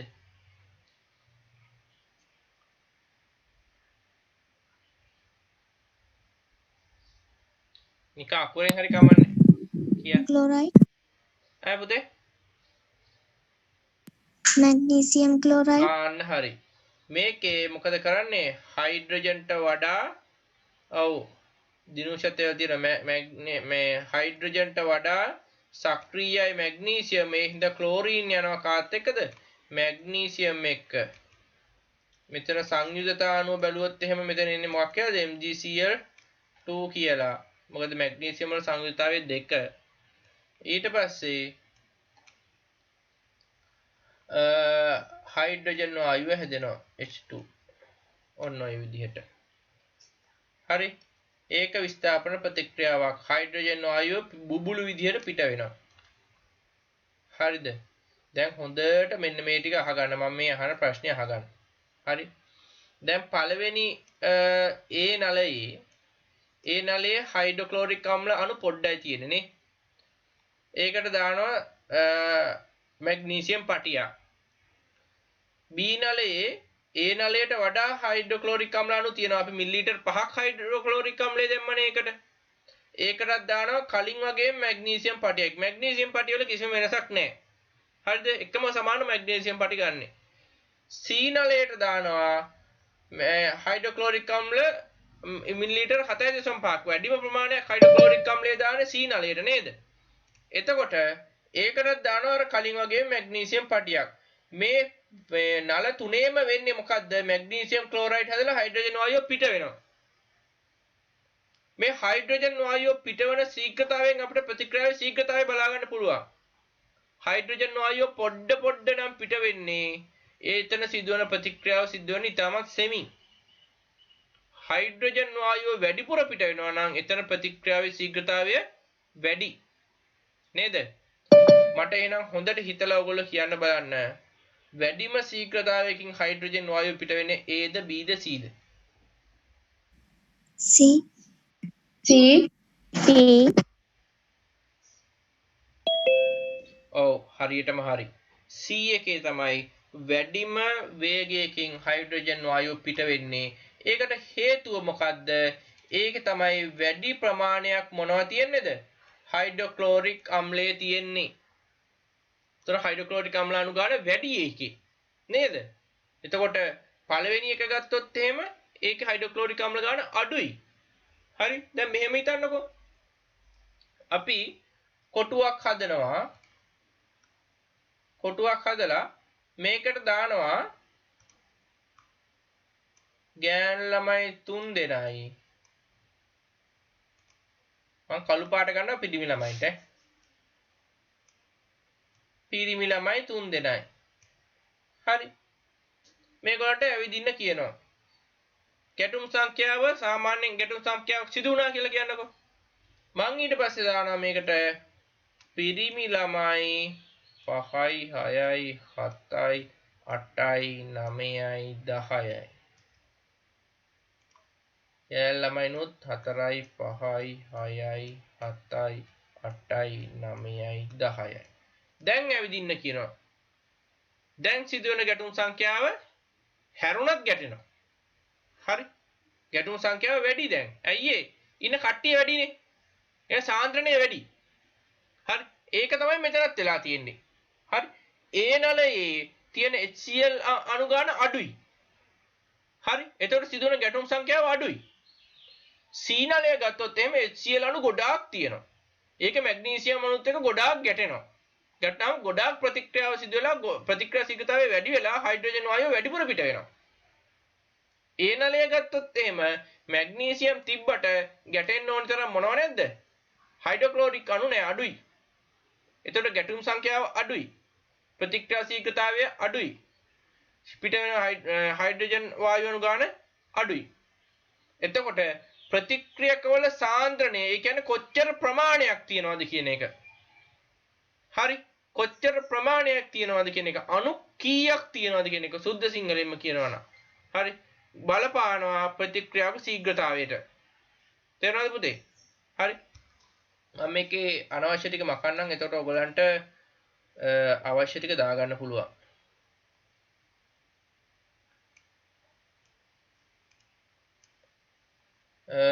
මේ නල තුන නම් කරගන්න ABC කියලා.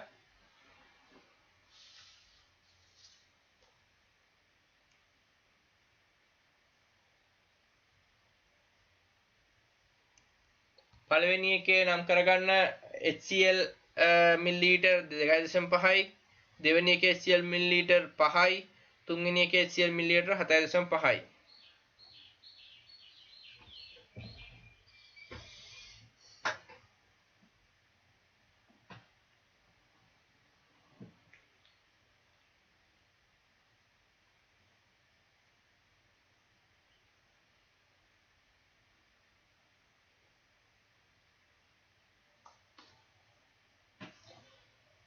ඊගාවට අර උඩ මේ මම නිල් පාටින් ලකුණු කරලා තියෙන ටිකේ ජලය කියලා ලකුණු කරගන්න.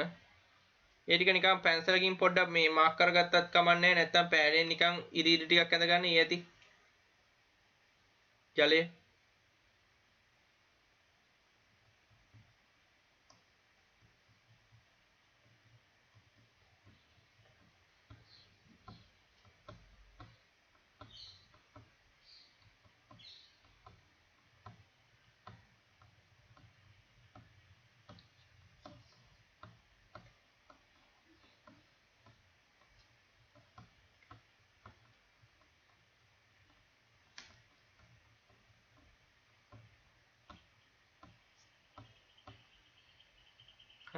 ඊගාවට මැග්නීසියම් පටිය නම් කරගන්න ඔය යටින් සුදු පාටයි තියෙන්නේ. මැග්නීසියම් පටි.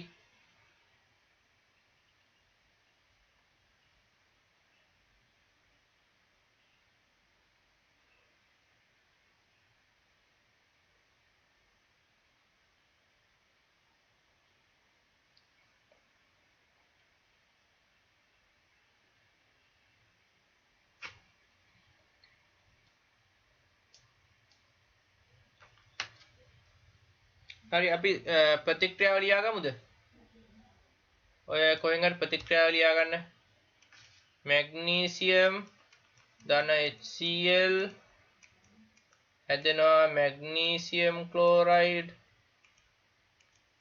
ධන හයිඩ්‍රජන් වායුව.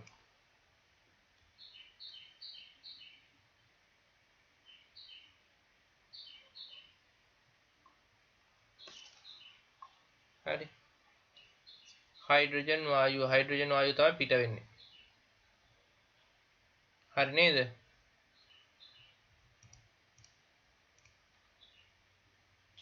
මේ බලන්න පුතේ මේ වීඩියෝ එකේ මේකේ නම් පරීක්ෂා නල දෙකයි තියෙන්නේ. මේ වම් අත පැත්තේ මම මේ පෙන්වන පැත්තේ තියෙන පරීක්ෂා නලයේ තියෙන්නේ අඩු සාන්ද්‍රණයකින් යුත් හයිඩ්‍රොක්ලෝරික් අම්ල ද්‍රාවණයක්. හරිද? ඒ කියන්නේ හයිඩ්‍රොක්ලෝරික් අම්ල පොඩ්ඩයි වතුර ගොඩයි දාලා තියෙනවා. හරි. මේ පැත්තේ තියෙනවා හයිඩ්‍රොක්ලෝරික් අම්ල ගොඩයි වතුර පොඩ්ඩයි දාලා. මේකේ හයිඩ්‍රොක්ලෝරික් අම්ල අණු සාන්ද්‍රණය වැඩි. හරිද? මේකේ සාන්ද්‍රණය වැඩි, මේකේ සාන්ද්‍රණය අඩුයි. මේකේ 0.1යි හයිඩ්‍රොක්ලෝරික් තියෙන්නේ, මේකේ 6ක් තියෙනවා. හරි. දැන් බලමු මොකද වෙන්නේ කියලා.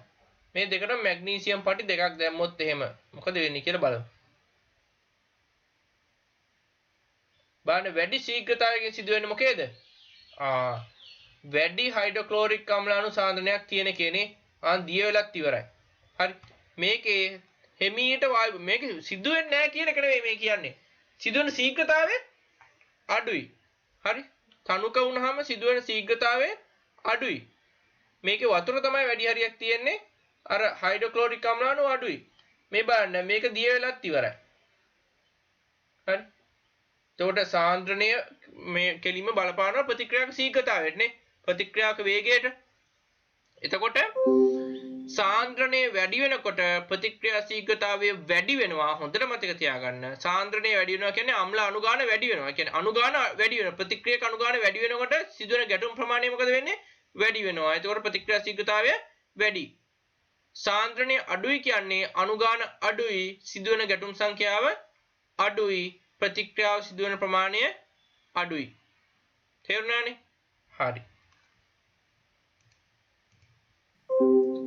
HCl වැඩිපුර එකතු කරන ලද ද්‍රාවණයේ සහිත පරීක්ෂා නලයට දැමූ Mg කැබැල්ල වේගයෙන් බුබුල් දමමින් HCl සමග ප්‍රතික්‍රියා කර නැති වී යනු දක්නට ලැබුණි.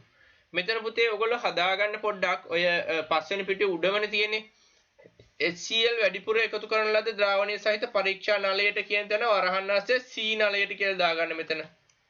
C නලයට.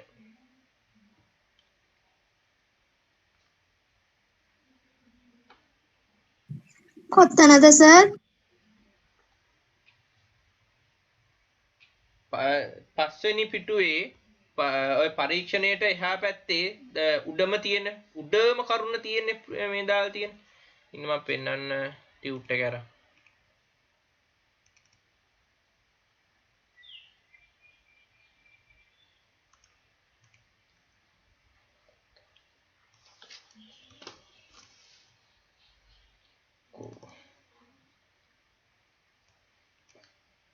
මේකේ පස්වෙනි පිටුවට අපි යන්කෝ පස්වෙනි පිටුවේ මෙන්න මෙතන ඔක තියෙන්නේ පස්වෙනි පිටුවේ උඩ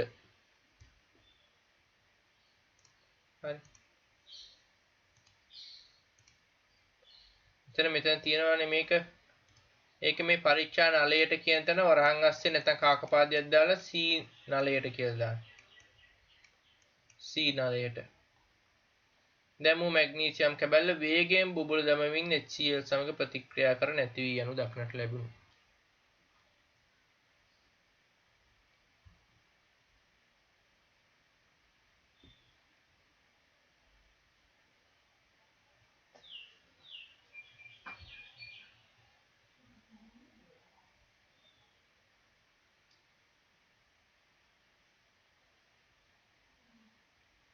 හරි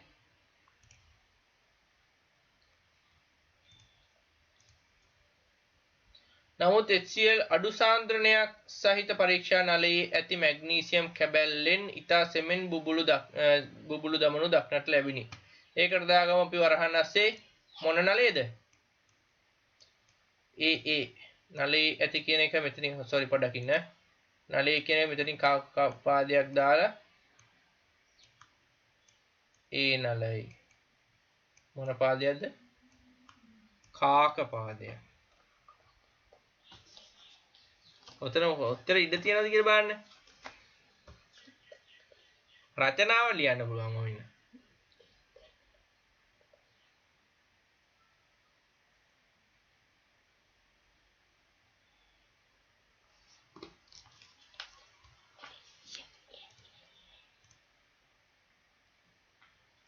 මේ අනුව ප්‍රතික්‍රියකවල සාන්ද්‍රණය වැඩි වෙනකොට ප්‍රතික්‍රියාව ශීඝ්‍රතාවය වැඩි වෙනවා. සාන්ද්‍රණය වැඩි වෙනවා කියන්නේ අණුගාන වැඩි වෙනවා. එතකොට ගැටුම් සංඛ්‍යාව වැඩි වෙනවා. එතකොට ප්‍රතික්‍රියාව සිදු වෙන ප්‍රමාණය වැඩි වෙනවා. ප්‍රතික්‍රියා ශීඝ්‍රතාවය වැඩි වෙනවා. තේරුණානේ? හරි. ඒක highlight කරගමු.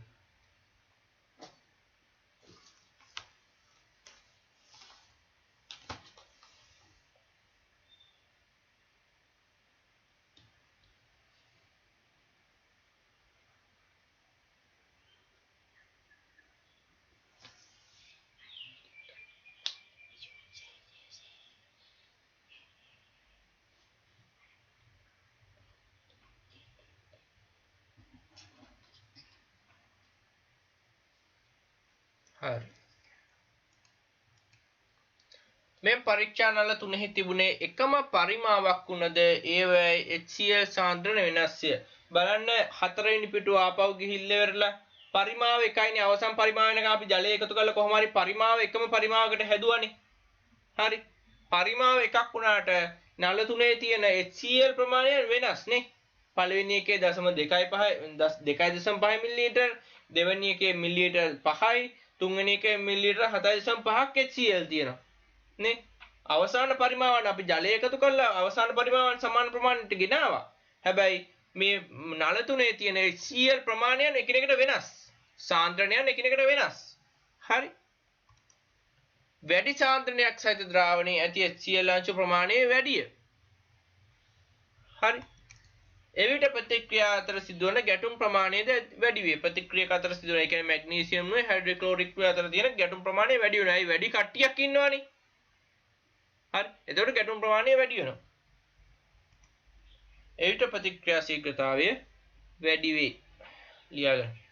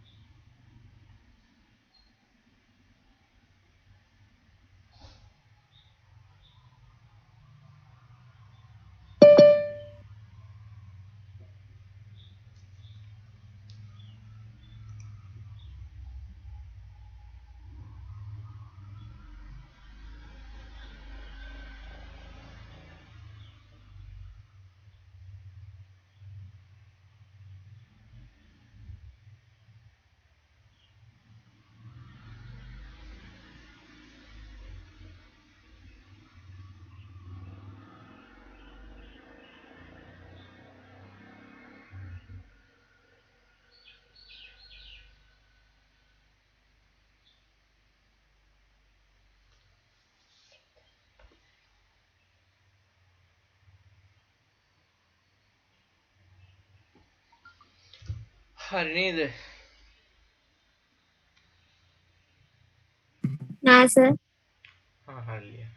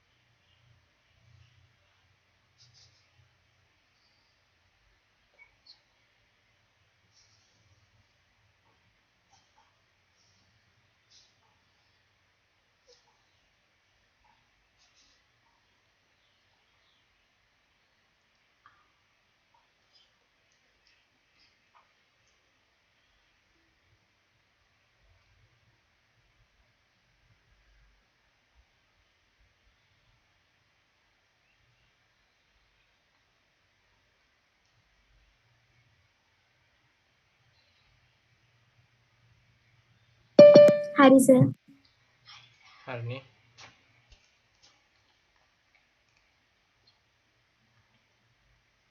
හරි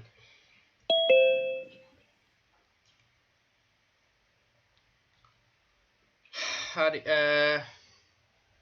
වායුමය ප්‍රතික්‍රියක වුණත් ඒවැ පීඩනය තමයි මේ සාන්ද්‍රණය වගේ ඒකේ බලපාන්නේ වායුමය ප්‍රතික්‍රියක නම් පීඩනය පුතේ හරි අපි බලමු කොහොමද පීඩනය බලපාන්නේ කියලා වායුමය ප්‍රතික්‍රියක වල පීඩනය වැඩි කරමින් ප්‍රතික්‍රියාවක ශීඝ්‍රතාවය වැඩි කරන්න පුළුවන් මෙන්න මේ වගේ හිතන්න දැන් අපි අර කලින්ම විදිහට ගමු කොටුවක් හදලා ඉවරලා කවුද දාන්නේ ගෑන් ළමයිනු පිරිමි ළමයිනු දානවා මේ තැඹිලි පාටින් ඉන්නේ ගෑන් ළමයි කියලා හිතන්න නිල් පාටින් ඉන්නේ පිරිමි ළමයි දැන් මේගොල්ලන්ට ඇවිදින්න කියනවා නිදහසේ ඇවිදින්න කියලා කියනවා හරි ඊට පස්සේ මේ කොටුව පොඩි කරනවා හරි මේගොල්ලන්ට ඇවිදින්න පුළුවන් අවකාශය පොඩි කරනවා ඊට පස්සේ ඇවිදින්න කියනවා හරි ඒ අවස්ථාවේදීද B අවස්ථාවේදීද වැඩිපුර ගැටුම් සිද්ධ වෙන්නේ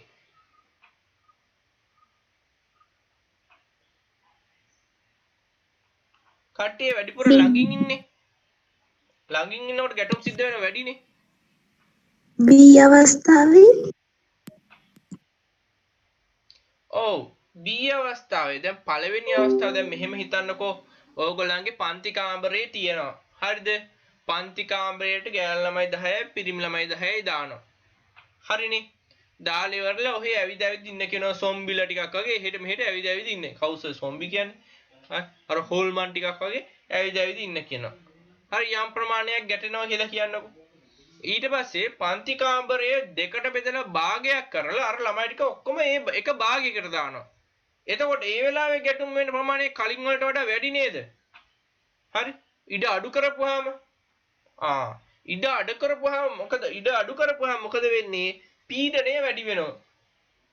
ඉඩ අඩු කරපුවාම පීඩනය වැඩි වෙනවා. පීඩනය වැඩි කරපුවාම මොකද වෙන්නේ? මේ වායු අණු අතර සිදුවෙන ගැටුම් සංඛ්‍යාව වැඩි වෙනවා. හරි. අයි ලොකු වැඩි අණු ප්‍රමාණයක් පොඩි ඉඩක ඉන්න දඟලනවානේ. එතකොට ඒගොල්ලෝ අතර සිදුවෙන ගැටීම් වැඩි. හරි. අඩු අණු ප්‍රමාණයක් වැඩි ඉඩක ඉන්නකොට සිදුවෙන ගැටුම් ප්‍රමාණය අඩුයිනේ. දැන් ළමයි දෙතුන් දෙනේ ලොකු පන්ති කාමරයක දාලා තිබ්බොත් එමේ මේගොල්ලෝ ඇවිදිනවා ගැටුම් සංඛ්‍යාව අඩුයි. හරි. පොඩි පන්ති කාමරයක ළමයි 100ක් විතර දාලා ඒගොල්ලන්ට ඇවිදින්න කිව්වම වැඩිපුර ගැටුම් සිද්ධ වෙනවා. නේ? ඒතර ප්‍රතික්‍රියා වෙනවා වැඩි. ඒ වගේ තමයි මෙතන. වැඩි අණු ටිකක් පොඩි ඉඩක දාලා තිබ්බොත් එමේ පීඩනය වැඩි. හරි. ඒගොල්ලෝ පොඩි ඉඩක ලොකු අණු ප්‍රමාණයක් ඉන්නකොට ගැටෙන්න පුළුවන් සම්භාවිතතාවය වැඩි. එතකොට ප්‍රතික්‍රියා ශීඝ්‍රතාවය වැඩි. හරි. එතකොට පීඩනය වැඩි වෙනකොට ප්‍රතික්‍රියා ශීඝ්‍රතාවය මොකක් වෙනවද?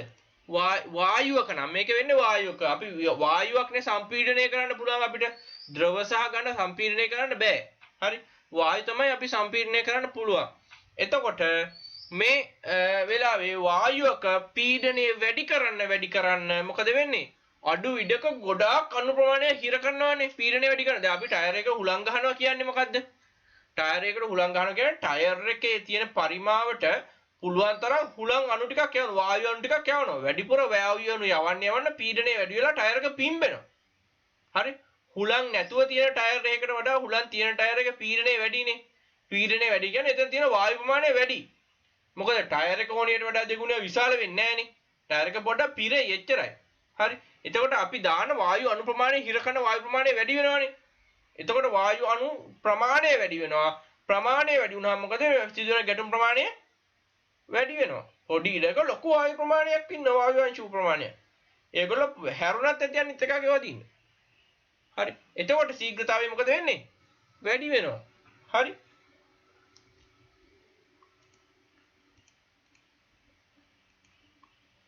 මෙම රූපයේ A හා B භාජන වල සමාන වායුම් සමාන ස්කන්ධ වලින් පුරවා ඇත. Aට වඩා B හි පරිමාව අඩු බැවින් B භාජනය තුල පීඩනය A භාජනය තුල පීඩනයට වඩා වැඩිය. මේකේ මොකද්ද කියන්න තියෙන්නේ? දැන් මේ භාජන දෙකේම තියෙන අණු සංඛ්‍යාවන් සමානයිලු. හැබැයි දෙකේ ඉඩ වෙනස්. පරිමාව වෙනස් නේ. පළවෙනි භාජනයේ ලේසියෙන් ඉන්නවා කට්ටිය. දෙවෙනි භාජනයේ ඉන්න අමාරුයි කට්ටියට. කට්ටිය ලං වෙන්න වෙනවනේ. ලං වුණාම මේගොල්ලෝ දඟලනකොට ගැටෙන්න පුළුවන් ප්‍රමාණය වැඩිනේ. හරි. පීඩනය වැඩි වෙනකොට අංශු අතර සිදුවන ගැටුම් සංඛ්‍යාව මොකද වෙන්නේ? වැඩි වෙනවා. ඒක හයිලයිට් කරගන්න.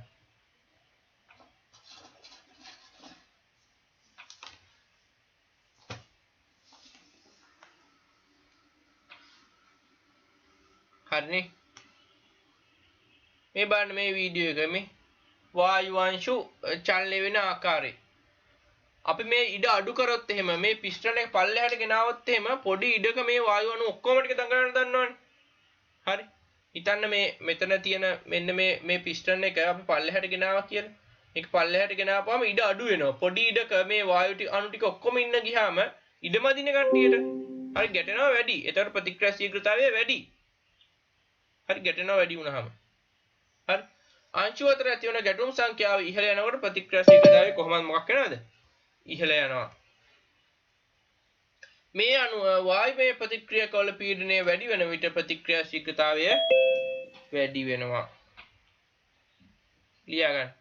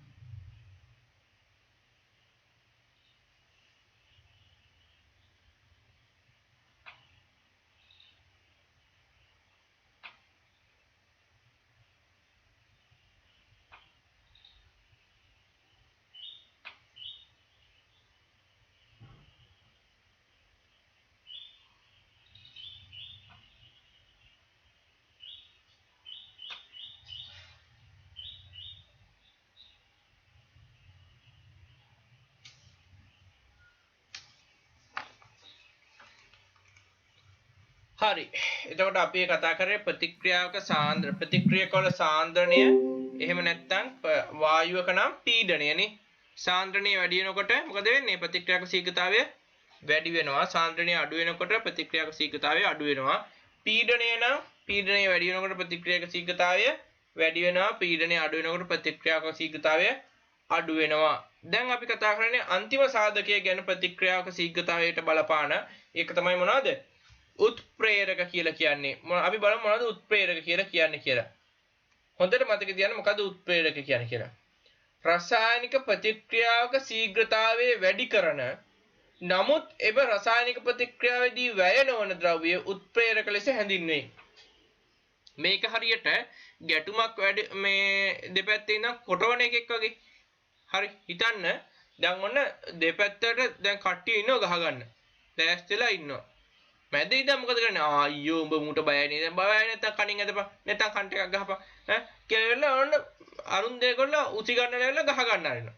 මූ පැත්තකට වෙලා බලන් ඉන්නවා. අන්න ඒ වගේ උත්ප්‍රේරක. එයා ගැටුමේදී වැය වෙනවද? ඌ ගුටි කනවද? නෑ ඌ ගුටි කන්නේ නෑ. හරි ඌ කාටවත් ගහන්නෙත් නෑ. හරි ඌ පැත්තකට වෙලා ආර ප්‍රතික්‍රියාව සිද්ධ කරන එක විතරයි කරන්නේ. සිද්ධ කරලා පැත්තකට වෙලා ආතල් එකේ බලාගෙන ඉන්නවා. එයා ගැටුමේදී වැය වෙන්නේ නෑ. එයා පැත්තකට වෙලා ඉන්නවා. එතකොට උත්ප්‍රේරකත් එහෙමයි.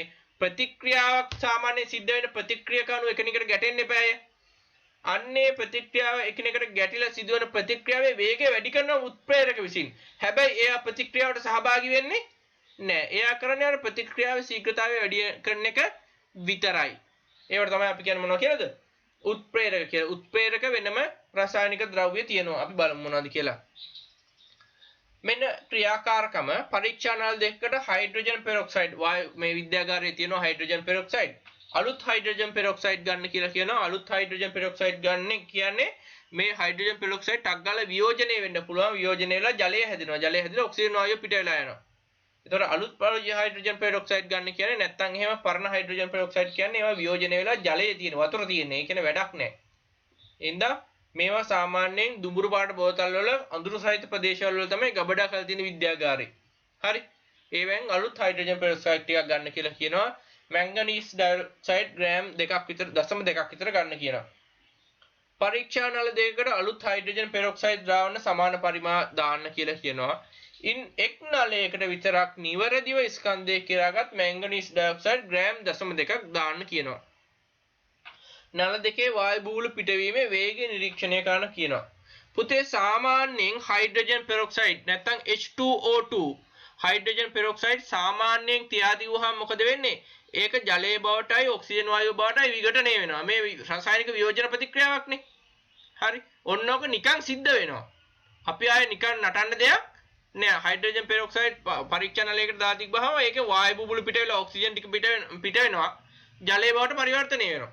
හරිද? ඔන්න ඔය ප්‍රතික්‍රියාව සිද්ධ වෙනවා. හැබැයි මේ ප්‍රතික්‍රියාවේ වේගය වෙනස් කරනවා කාරු විසින්ද? මැංගනීස් ඩයොක්සයිඩ් විසින්. හරිද? අපි සමාන පරීක්ෂා නල දෙකකට සමාන හයිඩ්‍රජන් පෙරොක්සයිඩ් ටිකක් දාලා ඉවරලා එකකට විතර මැංගනීස් ඩයොක්සයිඩ් දාලා බලනවා. අපි සාමාන්‍යයෙන් මේ කතාව සම්පූර්ණයෙන් අමතක කරන පොඩ්ඩකට අපි සාමාන්‍යයෙන් පරීක්ෂා නලයකට හයිඩ්‍රජන් පෙරොක්සයිඩ් ටිකක් දාලා නැත්නම් මේ H2O2 ටිකක් දාලා තිබ්බොත් එහෙනම් මොකද වෙන්නේ? බුබුලු පිට වෙවි ඔක්සිජන් වායුව පිට වෙලා ජලය බවට හැදෙනවා ඊටු ටික. තේරුණාද? එතකොට අපි ඒ විදිහට පරීක්ෂා නල දෙකකට හයිඩ්‍රජන් පෙරොක්සයිඩ් අරගෙන එකකට මැංගනීස් ඩයොක්සයිඩ් දානවා අනිකට දාන්නේ නැහැ. දාලා ඉවරලා බලන්න මොකද වෙන්නේ කියලා. දාපුවාම මෙන්න මේ වැඩේ වෙනවා.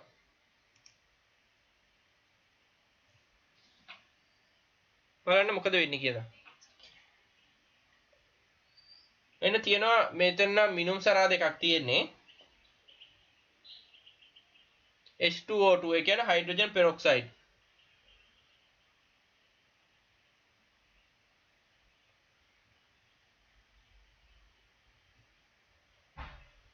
මේව සමාන පරිමාණ දානවා. නිකන් තියෙද්දිත් මේකේ වායු බුබුලු පිට වෙනවා. ඊට පස්සේ අපි එකකට දානවා මෙන්න මොනවද මැංගනීස් ඩයොක්සයිඩ්. මොකද වෙන්නේ කියලා බලන්න දාපුවාම. ඒකේ වායු බුබුලු පිටවීමේ ශීඝ්‍රතාවය මොකද වෙන්නේ? වායු බුබුලු පිටවීමේ ශීඝ්‍රතාවය වැඩි. ඒ කියන්නේ ප්‍රතික්‍රියාව වැඩිපුර සිදු වෙනවානේ. කවුද එතකොට ඒකට බලපාන හේතුව? මේක කිසිම දෙයක් වෙනස් නෑ. මොනවා ඇරෙන්නද? එකකට විතරක් මොකද බලපාපු සාධකේ? එකකට විතරක් අපි මොනවද දැම්මද? මැංගනීස් ඩයොක්සයිඩ් දැම්මා. අනිත් වෙනම කිසි සාධකයක් වෙනස් කරේ නෑනේ. සමාන විදිහට හයිඩ්‍රජන් පෙරොක්සයිඩ් දැම්මේ. හරි. වෙන කිසිම සාධකයක් වෙනස් කරේ නෑ. බලන්න වෙන වැඩි.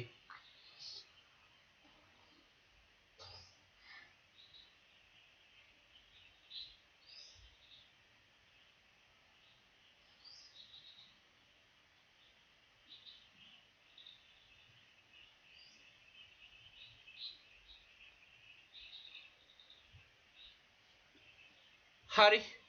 ඔන්න ඔය විදිහට ප්‍රතික්‍රියාවේ වේගය වැඩි කරන උත්ප්‍රේරකයක් විසින්. දැන් මෙතන උත්ප්‍රේරකය කවුද? මට මයික් එක ඔන් කරලා කියන්න කවුද මෙතන උත්ප්‍රේරකය? manganese dioxide. ඔව් මැංගනීස් ඩයොක්සයිඩ් තමයි උත්ප්‍රේරකය. එයා තමයි ප්‍රතික්‍රියාව සිදුවන වේගය මොකක් කරේද? වැඩි කරලා දුන්නේ. හරි. ඕගොල්ලෝ මෙතන නම් කරගන්න හයිඩ්‍රජන් පෙරොක්සයිඩ් නැත්නම් H2O2 විදිහට මේක නම් කරගන්න. ඊට පස්සේ මේ සුදු පාට බුබුලු ඔක්සිජන් වායු බුබුලු විදිහට නම් කරගන්න. මේක මැංගනීස් ඩයොක්සයිඩ්.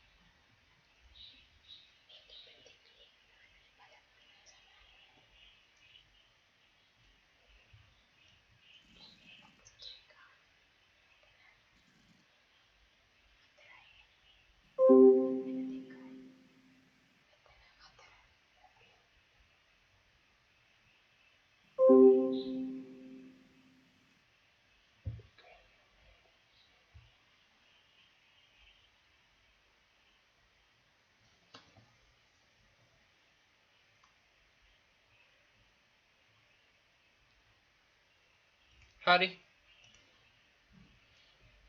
හයිඩ්‍රජන් පෙරොක්සයිඩ් ස්වභාවිකම අස්ථායී. එයා ටක් ගාලා වියෝජනය වෙලා ජලය සහ ඔක්සිජන් වායුව හදනවා. මැංගනීස් ඩයොක්සයිඩ් මගින් ඒ ස්වභාවික වියෝජන ප්‍රතික්‍රියාවේ ශීඝ්‍රතාවය මොකක් කරනවද?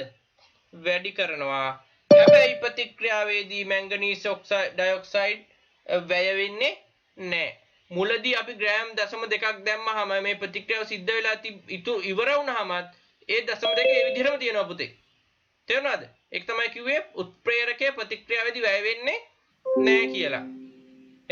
ඒක තමයි අපි එයාව මැනලා දාන්නේ. ප්‍රතික්‍රියාව ඉවරුණාමත් ඒ ගානම ඉන්නවද කියලා බලන්න. හරි. මුලදී දාපු 0.2ම මේ ප්‍රතික්‍රියාව සිද්ධ වෙලා අහවරයක් වුණාමත් ඒ 0.2ම ඒ විදිහටම ඉන්නවා. කිසිදු වෙනසකට භාවිතය වෙලා නැහැ. එයා කරලා තියෙන ප්‍රතික්‍රියාවේ ශීඝ්‍රතාවය වැඩි කිරීම පමණයි. හරි. ප්‍රතික්‍රියාවේ ආරම්භයේදී එක් කරන ලද මැංගනීස් ඩයොක්සයිඩ් ස්කන්ධයේම ප්‍රතික්‍රියාව අවසානයේදී නොවෙනස්ව පැවතුණි. මොනවා කියනද දන්නේ නැහැ සර් නේද? දැන් කියවලා සර්ගේ කට මේ වෙලා තියෙනවා. ඊයන්ටක් ගන්න. නැත්නම් අද 6:00 විතර නගන් කරනවා.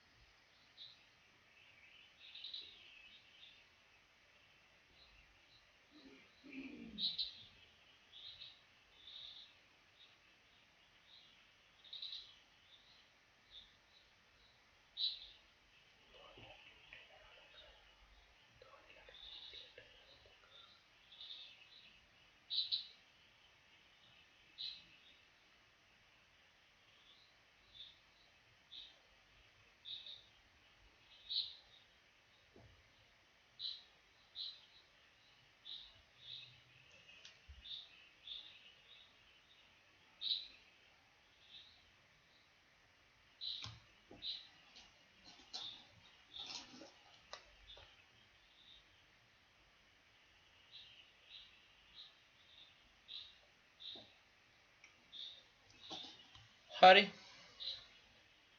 හරි නේද ළමයි හරි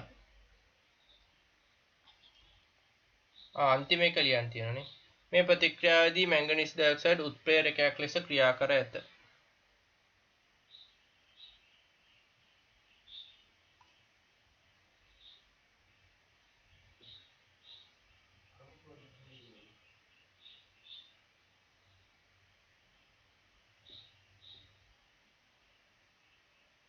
සයුරි පුතේ ඔයත් එක්ක සසංගි ඉන්නවද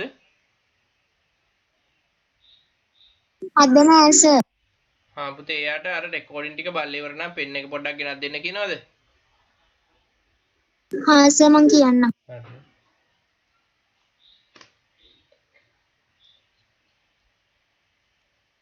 හරි නේද පුතා මේක සර් නැද්ද ඉක්මනට ලියන්න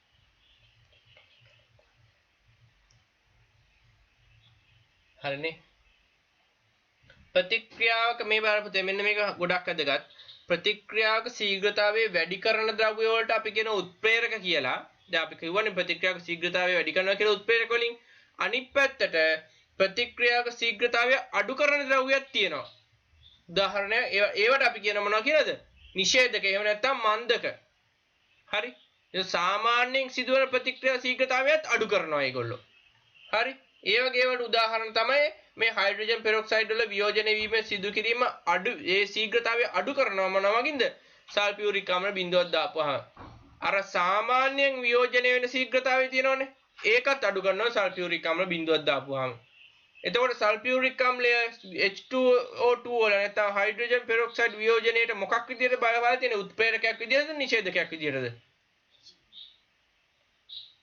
නිෂේධක. ඔව් නිෂේධකයක් විදියට බලපාලා තියෙනවා හරි ලියාගන්න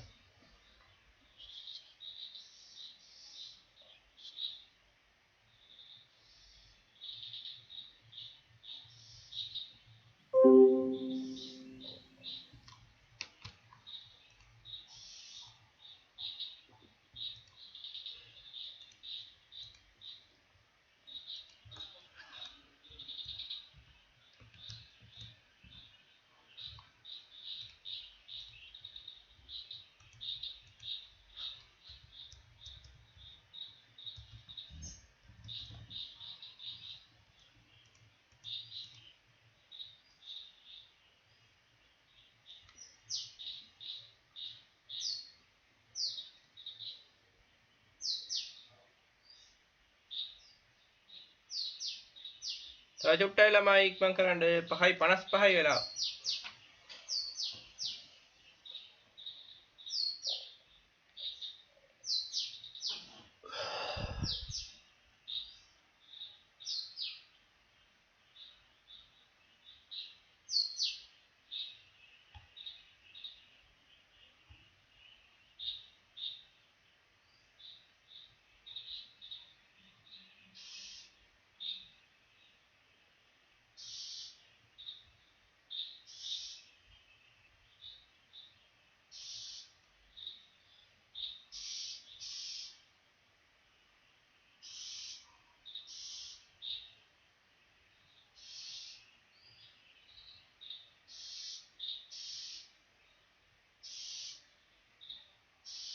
එකොළහවසර පන්තියට මං සාමාන්‍යයෙන් මැදට ගියාම ඒ කියන්නේ මාර්තු මාසෙ විතර පස්සේ අලුතෙන් ළමයි ගන්නෑ ඕගොල්ලන්ගේ පන්තියට හරි එනවනම් දැම්මම එන්න කියන්නේ.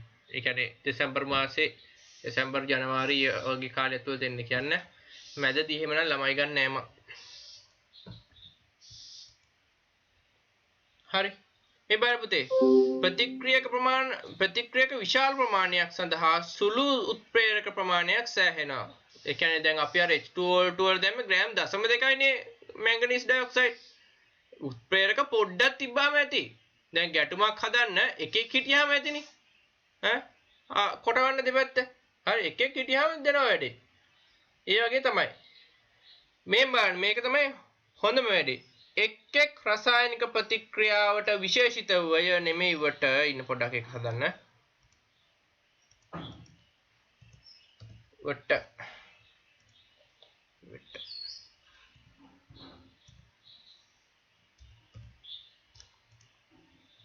එක් රසායනික ප්‍රතික්‍රියාවට විශේෂිත වූ එහෙම නැත්නම් ආවේනික වූ එහෙම නැත්නම් විශිෂ්ට වූ උත්ප්‍රේරක තියෙනවා.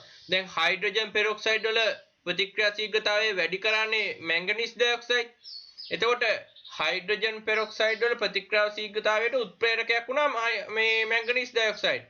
හැම එකක්ම මේ විදිහට උත්ප්‍රේරකයක් වෙන්නේ නැහැ හයිඩ්‍රජන් පෙරොක්සයිඩ් වල ප්‍රතික්‍රියා ශීඝ්‍රතාවය වැඩි කරන්න. ඒකට විශේෂිත වූ උත්ප්‍රේරක තියෙනවා. ඒ කියන්නේ එක් ප්‍රතික්‍රියාවට විශේෂිත වූ ඒ සමාන උත්ප්‍රේරක තියෙනවා. හැම දෙයක්ම උත්ප්‍රේරකයක් විදිහට හැම ප්‍රතික්‍රියාවටම මේ බලපාන්නේ නැහැ. හරි. එක් ප්‍රතික්‍රියාවට විශේෂිත වූ උත්ප්‍රේරක තියෙනවා. ඒක ලියා ගන්න.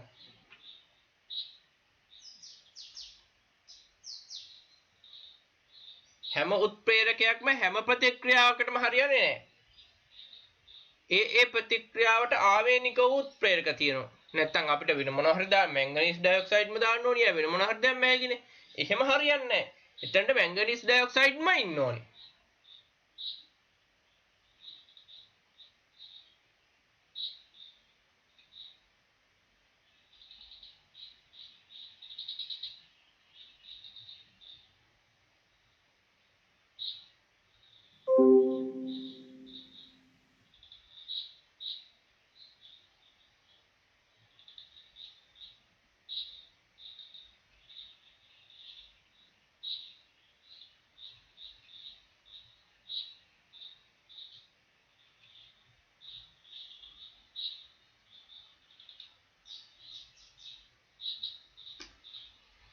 හරි. රසායනික ප්‍රතික්‍රියාවක් අවසානයේ උත්ප්‍රේරකයේ භෞතික ස්වභාවය වෙනස් වෙන්න පුළුවන්. ඒ කියන්නේ ඝනයක් ද්‍රවයක් වෙන්න පුළුවන්, ද්‍රවයක් වායුවක් වෙන්න පුළුවන්. ඒ වගේ වෙන්න පුළුවන්. හැබැයි ප්‍රමාණය වෙනස් වෙන්නේ නැහැ. තේරුණාද? භෞතික ස්වභාවය ඕනනම් වෙනස් වෙන්න පුළුවන්. ඝන ද්‍රව වායු ඒවා වෙන්න පුළුවන්. මතක තියාගන්න ස්කන්ධය නම් වෙනස් වෙන්නේ නැහැ. විවිධ කාර්මික ක්‍රියාවලිවලදී උත්ප්‍රේරක භාවිතා කරන අවස්ථා තමයි ඇමෝනියා නිපදවීමේ හේබර් ක්‍රමයේදී සවිවර යකඩ භාවිතා කරන උත්ප්‍රේරකයක් විදියට සල්ෆියුරික් අම්ල නිපදවීමේදී වැනේඩියම් පෙන්ටොක්සයිඩ් භාවිතා කරනවා.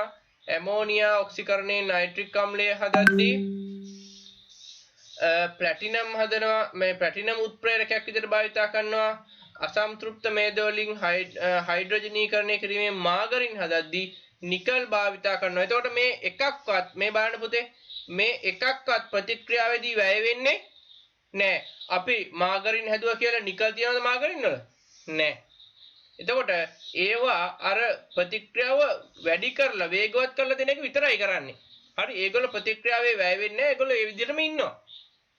හරි ඒක හොඳට මතක තියාගන්න. ඒකයි උත්ප්‍රේරක කියලා කියන්නේ. හරි. හරි. එතකොට අද සාරාංශයක් විදිහට ගත්තොත් එහෙම අපි කතා කරා ප්‍රතික්‍රියාවක ශීඝ්‍රතාවය කරි බලපාන සාධක 4ක්. මේ සාධක 4 කොහොමද බලපාන්නේ කියලා කියලාම අපි පන්තිය ඉවර කරමු. තව විනාඩියක් යයි වැඩිම වුණොත්. හරි. ප්‍රතික්‍රියක වල පෘෂ්ඨ වර්ගඵලය දැන් හැමෝම මයික් ඔන් කරගන්න ඕනි. හරි. ප්‍රතික්‍රියක වල පෘෂ්ඨ වර්ගඵලය වැඩි වෙනකොට ප්‍රතික්‍රියා ශීඝ්‍රතාවය වැඩි වෙනවද අඩු වෙනවද? වැඩි වෙනවා. හැමෝම කියන්න ඕනි නැත්නම් තේරුමක් නැහැ නේ. වැඩි වෙනවා. ඔව්. ප්‍රතික්‍රියා ශීඝ්‍රතාවය ප්‍රතික්‍රියාවක සිදුවෙන උෂ්ණත්වය අඩු වෙනකොට ප්‍රතික්‍රියා ශීඝ්‍රතාවය මොකද වෙන්නේ? උෂ්ණත්වය අඩු වෙනකොට ශීඝ්‍රතාවය අඩු වෙනවා. ප්‍රතික්‍රියාවක සාන්ද්‍රණය වැඩි වෙන්න ප්‍රතික්‍රියාවක ශීඝ්‍රතාවය මොකද වෙන්නේ? සාන්ද්‍රණය වැඩි වෙනවා. වායුවක නම් පීඩනය අඩු වෙන්න ප්‍රතික්‍රියාවක ශීඝ්‍රතාවය මොකද වෙන්නේ? අඩු වෙනවා. අඩු වෙනවා. ඊගාවට උත්ප්‍රේරකයක් සහභාගී වීම. උත්ප්‍රේරකයක් මගින් ප්‍රතික්‍රියාව ශීඝ්‍රතාවය මොකක් කරන්න පුළුවන්ද පුතා? වැඩි කරන්න වැඩි පුළුවන්. කරන්න පුළුවන්. උත්ප්‍රේරකයේ ප්‍රතික්‍රියාවේදී උත්ප්‍රේරකයේ වැය වෙනවද? නෑ. නෑ. ප්‍රතික්‍රියාවක මේ ශීඝ්‍රතාවය අඩු කරන රසායනික ද්‍රව්‍යයක් තියෙනවා. අපි ඒවට නමක් කියන මොනවා කියලාද? නිෂේධක. නිෂේධක එහෙම නැත්නම් මන්දක කියලා කියනවා. හරි. ඔන්න ටික තමයි අපි අද පරීක්ෂණත් එක්ක කතා කරේ. එහෙනම් අපි ද්‍රව ස්ථිති විද්‍යාවත් එක්ක ලබන සතිය හම්බෙමු අලුත් ටියුට් එකත් එක්ක. එතකන් ඔක බලාගෙන පාඩම් කරලා සතුටින් පරිස්සමින් එහෙනම් ගෙදරට වෙලා ඉන්න පුතේ. හරි. එහෙනම් අපි ලබන සතිය හම්බෙමු. එහෙනම් හැමෝටම ආයිබෝවන්. ආයිබෝන් සර්.